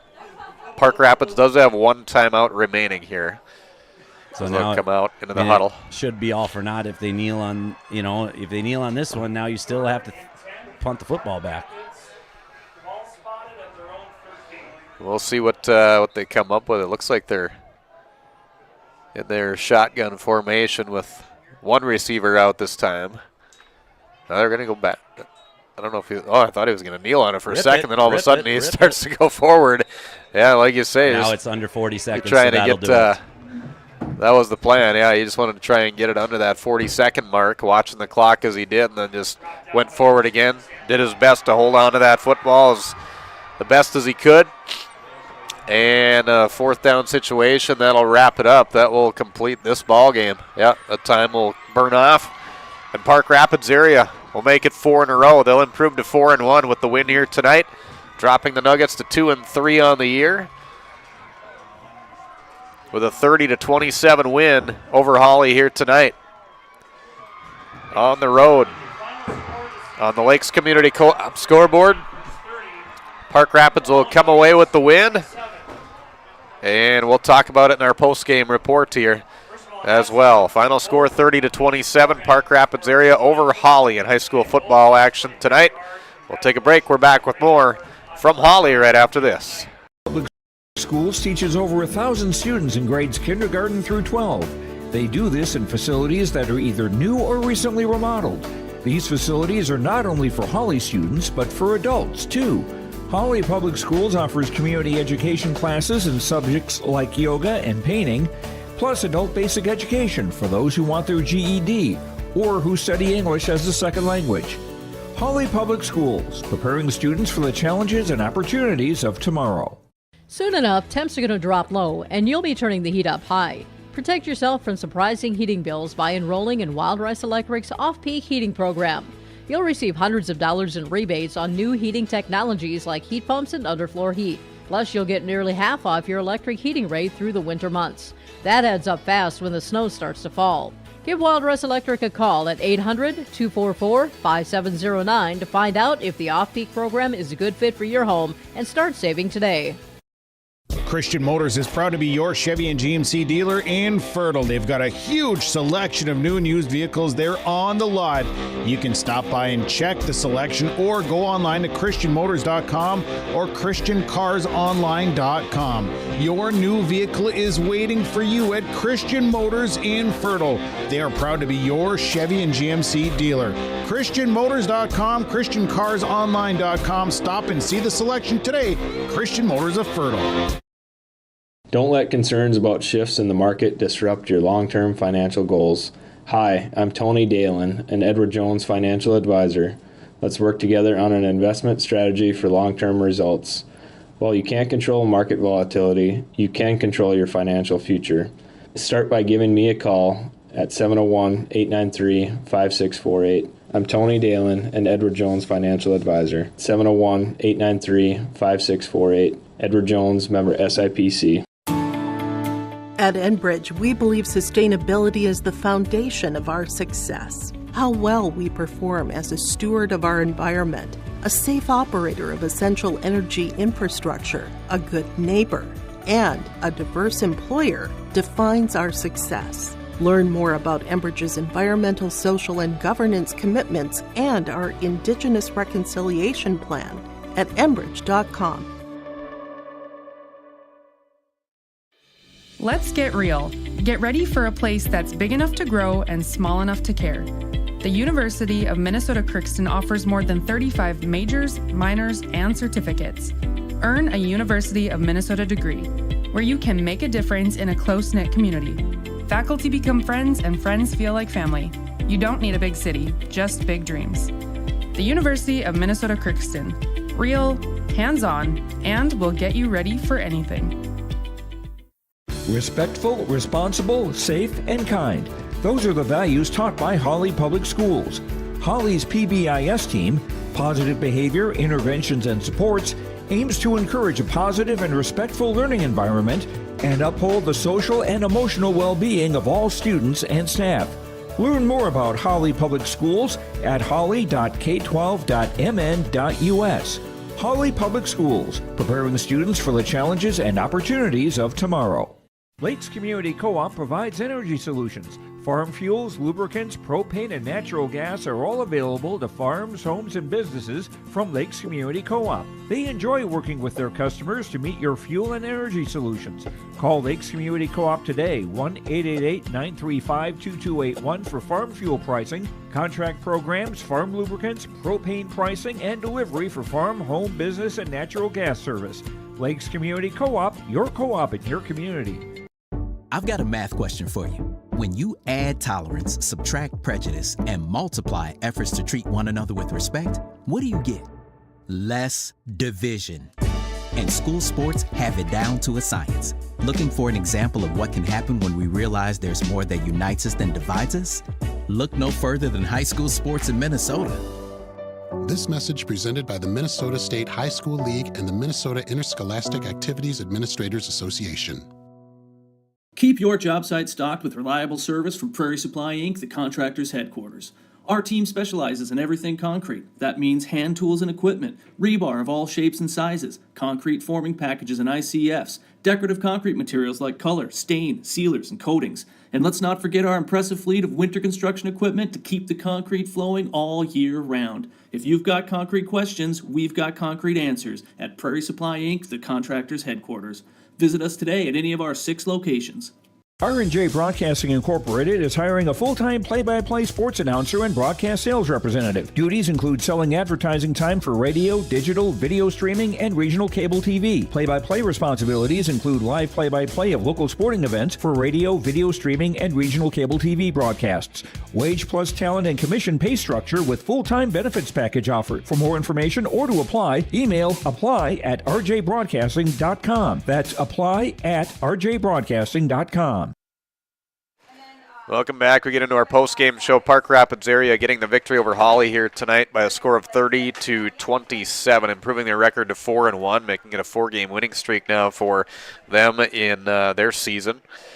In fact, they're all 4 section wins for Park Rapids as well, as the Nuggets dropped to 2-3 with the loss here tonight.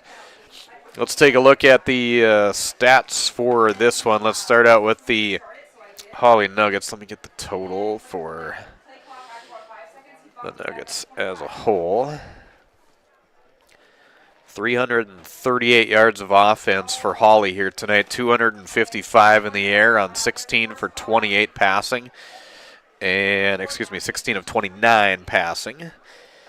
So they also had 83 yards rushing on 35 attempts here tonight. As far as the individual stats go in the rushing portion of this for the Nuggets, they were led by Lucas Skank with 10 carries for 60 yards, 13 carries, 35 yards for Jack Ames, 10 carries, minus 14 yards for Noah Nelson, Grady Hines with 1 carry for no yards, and Levi Lelm with a carry for 2 yards, 35 carries, 83 yards on the ground. As far as passing goes, Noah Nelson, 16 of 28 in the air with 255 yards passing, 4 touchdowns and 1 interception. And Mark Schauer 0 for 1 passing here tonight for the Nuggets in his attempt. Levi Lelm, 6 catches for 162 yards and 3 touchdowns. Brevin Stoa, 5 catches for 66 yards and a touchdown. And Levi Liebach with 5 carries, Zach Liebach with 5 receptions for 41 yards here tonight. Nuggets ended the game with 13 first downs as a team. They had 9 penalties for 90 yards and 1 turnover that was an interception here this evening. As for the Park Rapids, they ended the game with 324 yards total offense, had 74 yards rushing on 24 attempts. Noah Morris with 16 carries, 68 yards, and a touchdown rushing here tonight. 6 carries for 2 yards for Jaden Whalen. 1 carry for 3 yards for Matt Johanning on the Park Rapids side, and 1 carry for 1 yard for Aiden Monham. 24 carries, 74 yards rushing. Passing, they were 10 of 20 in the air with 250 yards passing and 3 touchdowns, 1 interception for Noah Morris here tonight. As far as receptions go, Matt Johanning, 1 catch for 31 yards, 4 catches for 121 yards tonight for Ryan Carroll and 2 touchdowns.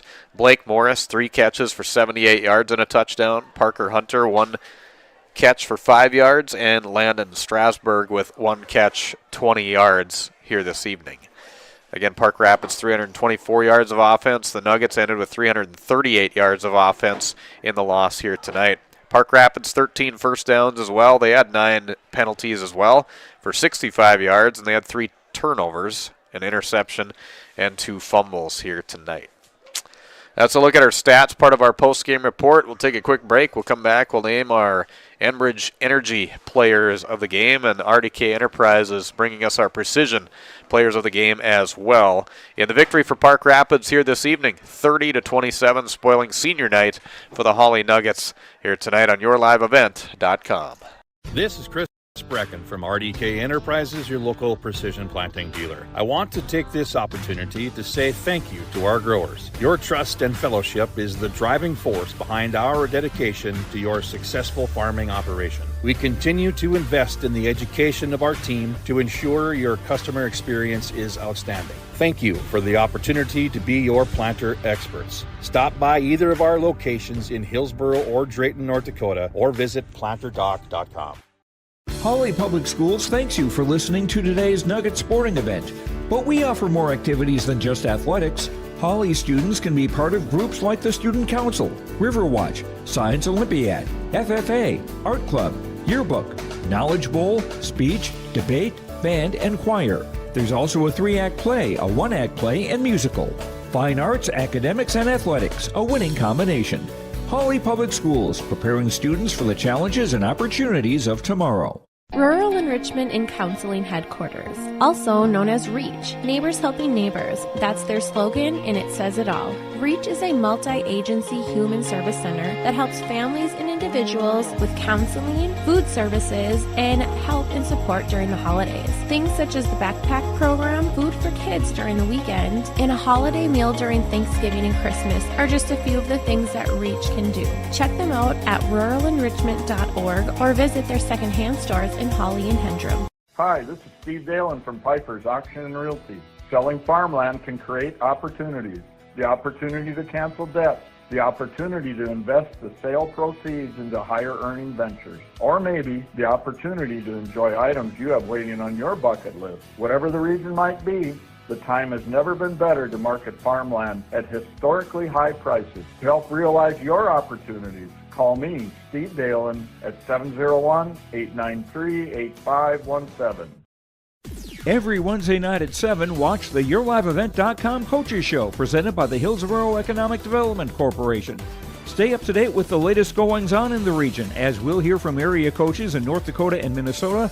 Plus, we'll highlight area high school seniors on their achievements in the classroom and on the court with our Senior Spotlight. That's the YourLiveEvent.com Coaches Show, presented by the Hillsborough Economic Development Corporation, Wednesday nights at 7 on YourLiveEvent.com. Back here in our post-game report, before we get into our players of the game here this evening, let's get into our post-game coaches' comments.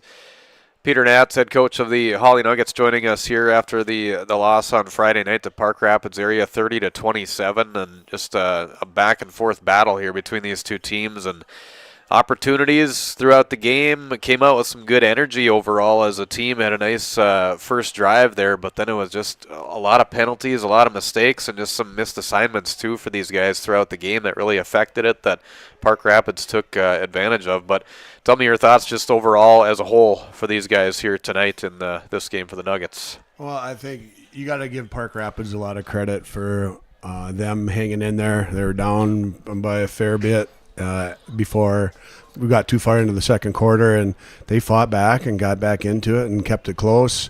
They had a great effort tonight. This is a huge win for them. It's a huge loss for us right now. We really needed to get back on track, especially after having our confidence shaken last week as bad as it was. And, you know, we had our opportunities though, Philco. We had a great stop coming out of halftime. Great defensive stand there. We turned the ball to the 25-yard line and came up with nothing. Yeah. Penalties, and we didn't get anything out of it. And you got to take advantage of those sudden change opportunities. Whenever you get the ball in a short field, you have got to punch it into the end zone. And we weren't able to do that.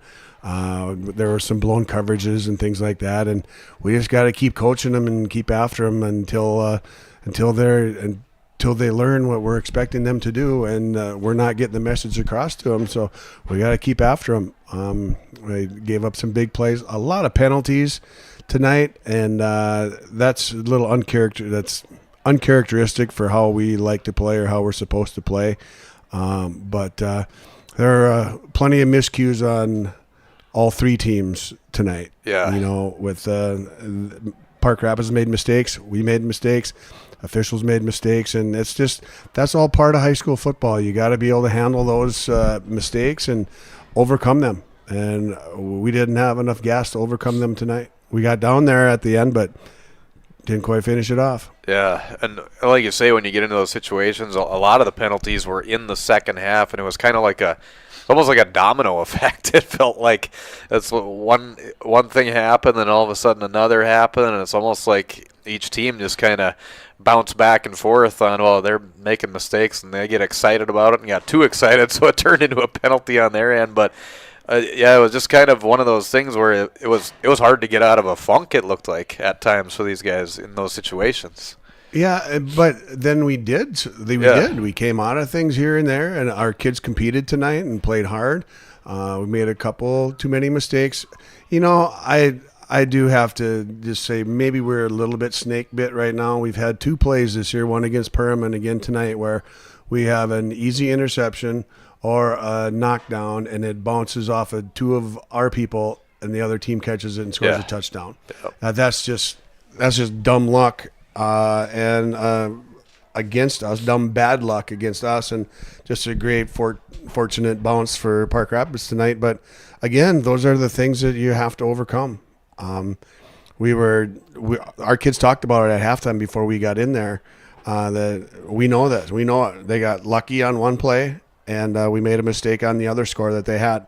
Unfortunately, that got them to within 6 points of us, and that wasn't enough. Yeah, exactly. And you look at you bouncing back from the previous game against Barnesville, and you come here, and how important the early part of the game is, how important the start is, and man, you could see that the focus of them in that first quarter, in that first sustained drive. You went, I think it was 10 or 14 plays actually it was in that first offensive series, and it kind of set the tone, it seemed like, in that first half, where you started to get things under control, and it looked like, hey, we got this going, we got this, we're back on the wagon a little bit here, and I'm guessing you guys are kind of feeling that way too in that first half, it seemed like. Yeah, sir, we did. We dominated the first half. We ran the ball all over the place. We threw the ball when we wanted to, and we played good defense. We made good tackles, made good plays, big stops, and it wasn't enough. The first half, we won the first half. Yeah. We didn't win the second half, and when the score is that close at halftime, you got to win the second half too. You can't just tie. So it's a tough one tonight. Hopefully our kids make really good decisions throughout the weekend, and we come back and we get better next week.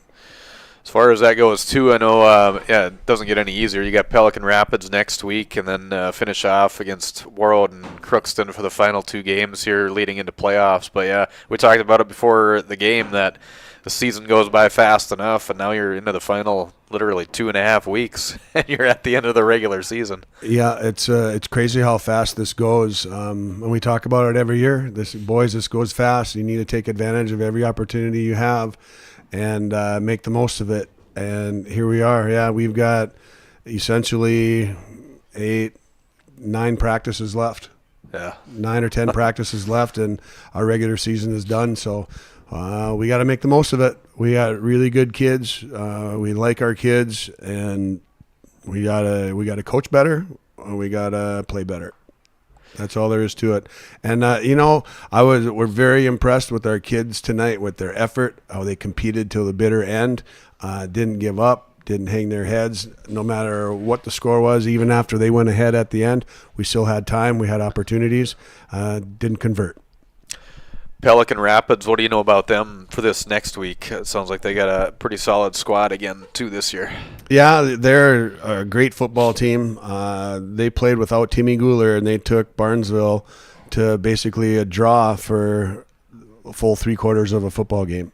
And so they're going to be loaded for bear. They got Timmy Guler back now, and he's a beast, and we're going to have to be ready for that one. It doesn't get any easier. We got another orange and black team coming in, and they're going to give us everything we can handle, and we got to buck up and get after it.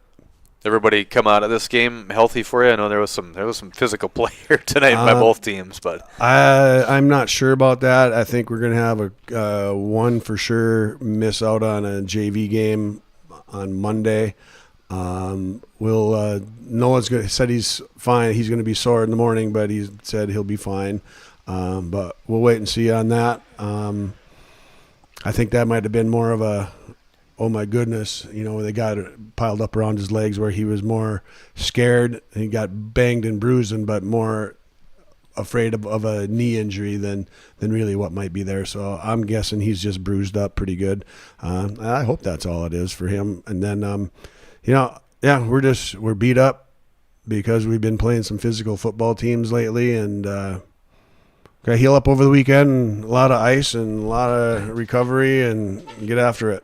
Sounds good. Coach, as always, appreciate the time, and we'll catch you next week here during homecoming week for the guys next week. So. Sounds good, Philco. Appreciate the coverage. Thank you. Peter Knapp, head coach of the Hawley Nuggets, joining us here after the loss on Friday night to the Park Rapids area Panthers. 30-27 is the final score of this one. We'll keep her right here. Let's get into our post-game awards with the Enbridge Energy Players of the Game, and RDK Enterprises bringing us our Precision Player of the Game as well. Let's start with Enbridge Energy Players of the Game here tonight. Enbridge Player of the Game, Life Takes Energy. Enbridge, energy for life.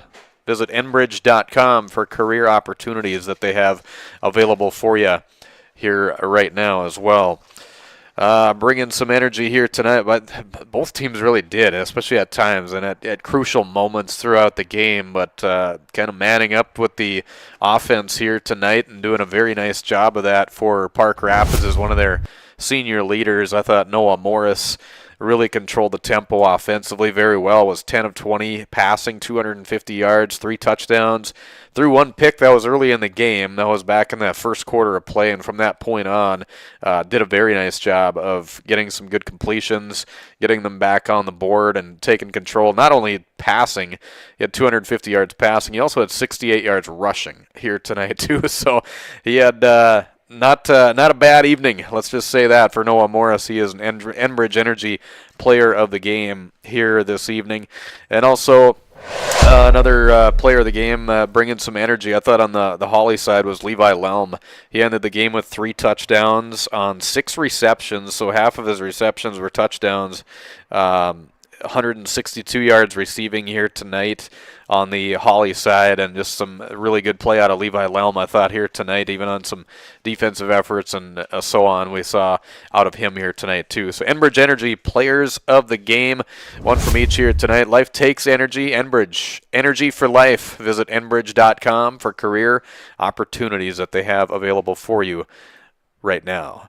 RDK Enterprises, Precision Players of the Game here tonight. Hillsboro and Drayton are their locations. For precision planting updates, information, and questions, contact RDK Enterprises Hillsboro and Drayton, 701-636-2119, or visit planterdoc.com. That's planterdoc.com. RDK Enterprises, here to help you, the area farmers. Precision Players of the Game here tonight, as far as being precise and coming up with some great opportunities. I thought one of the players that was that tonight was Ryan Carroll on the Park Rapids side. He's a receiver that they really look to utilize that height at 6'5", and he did a heck of a job of that tonight. He came up with some very nice grabs. He had 2 touchdowns on 4 receptions, 121 yards receiving tonight, and just did a nice job with his routes. He was going against some very aggressive defenders in the Hawley Nuggets that did a nice job of covering, but took advantage of opportunities that he had, one of them being that tip ball that Coach Nats was talking about in that first half that he was the recipient of, and turned around and came up with a score. And another precision player on their side too. I thought receiver, you can't just have one in situations like this. You have to have another one that you can knock on the door to, and that was Blake Morris, who also had some very nice receptions, three grabs for 78 yards and a touchdown tonight, and a crucial touchdown that he had in the Morris-to-Morris connection. That was in fact what ended up being the game winner with 1:35 remaining in this ball game. So RDK Enterprises bringing us our Precision Players of the Game here, part of our post-game report as well, in the victory for Park Rapids area 30-27 here tonight. Again, they improved to 4-1 with the victory in this one. They have a 4-game win streak going into next week against the Barnesville Trojans. They will host them in Park Rapids, and then they'll finish off at Frazee on Friday, October 13th, and at home against Pelican Rapids on October 18th. As for the Nuggets, they will be at home. It's homecoming week next week when Pelican Rapids comes to town. They'll be at Warroad on Friday, October 13th for a long road trip. That'll be a 6 o'clock game instead of the 7 o'clock start. And Crookston will be in town on Wednesday, October 18th for the Nuggets to finish off their regular season play here in Hawley. That'll wrap things up from Dale Scalarwood Athletic Complex here tonight. We appreciate you tuning into our coverage on yourliveevent.com. That's made possible by our sponsors that you've heard throughout the game. You see on the screen as well that have been scrolling through at the bottom of the scoreboard there too. Lakes Community Co-op bringing us our scoreboard throughout the events. And, of course, you've seen during the commercial breaks, we ask that you patronize them. At the very least, tell them thank you. Also, thanks to Nathan Stoa bringing us color commentary once again tonight. Does an excellent job. Appreciate his work each and every night with me here on YourLiveEvent.com. And also to Ben Gronke, a freshman here at Hawley High School, doing the videography for us here this evening, too, that you saw on YourLiveEvent.com. I'm Kurt Fillion, wrapping up from Dale Scalroot Athletic Complex, where the Park Rapids area Panthers defeat the Hawley Nuggets 30-27. Have a great night, everyone, and a great weekend as well.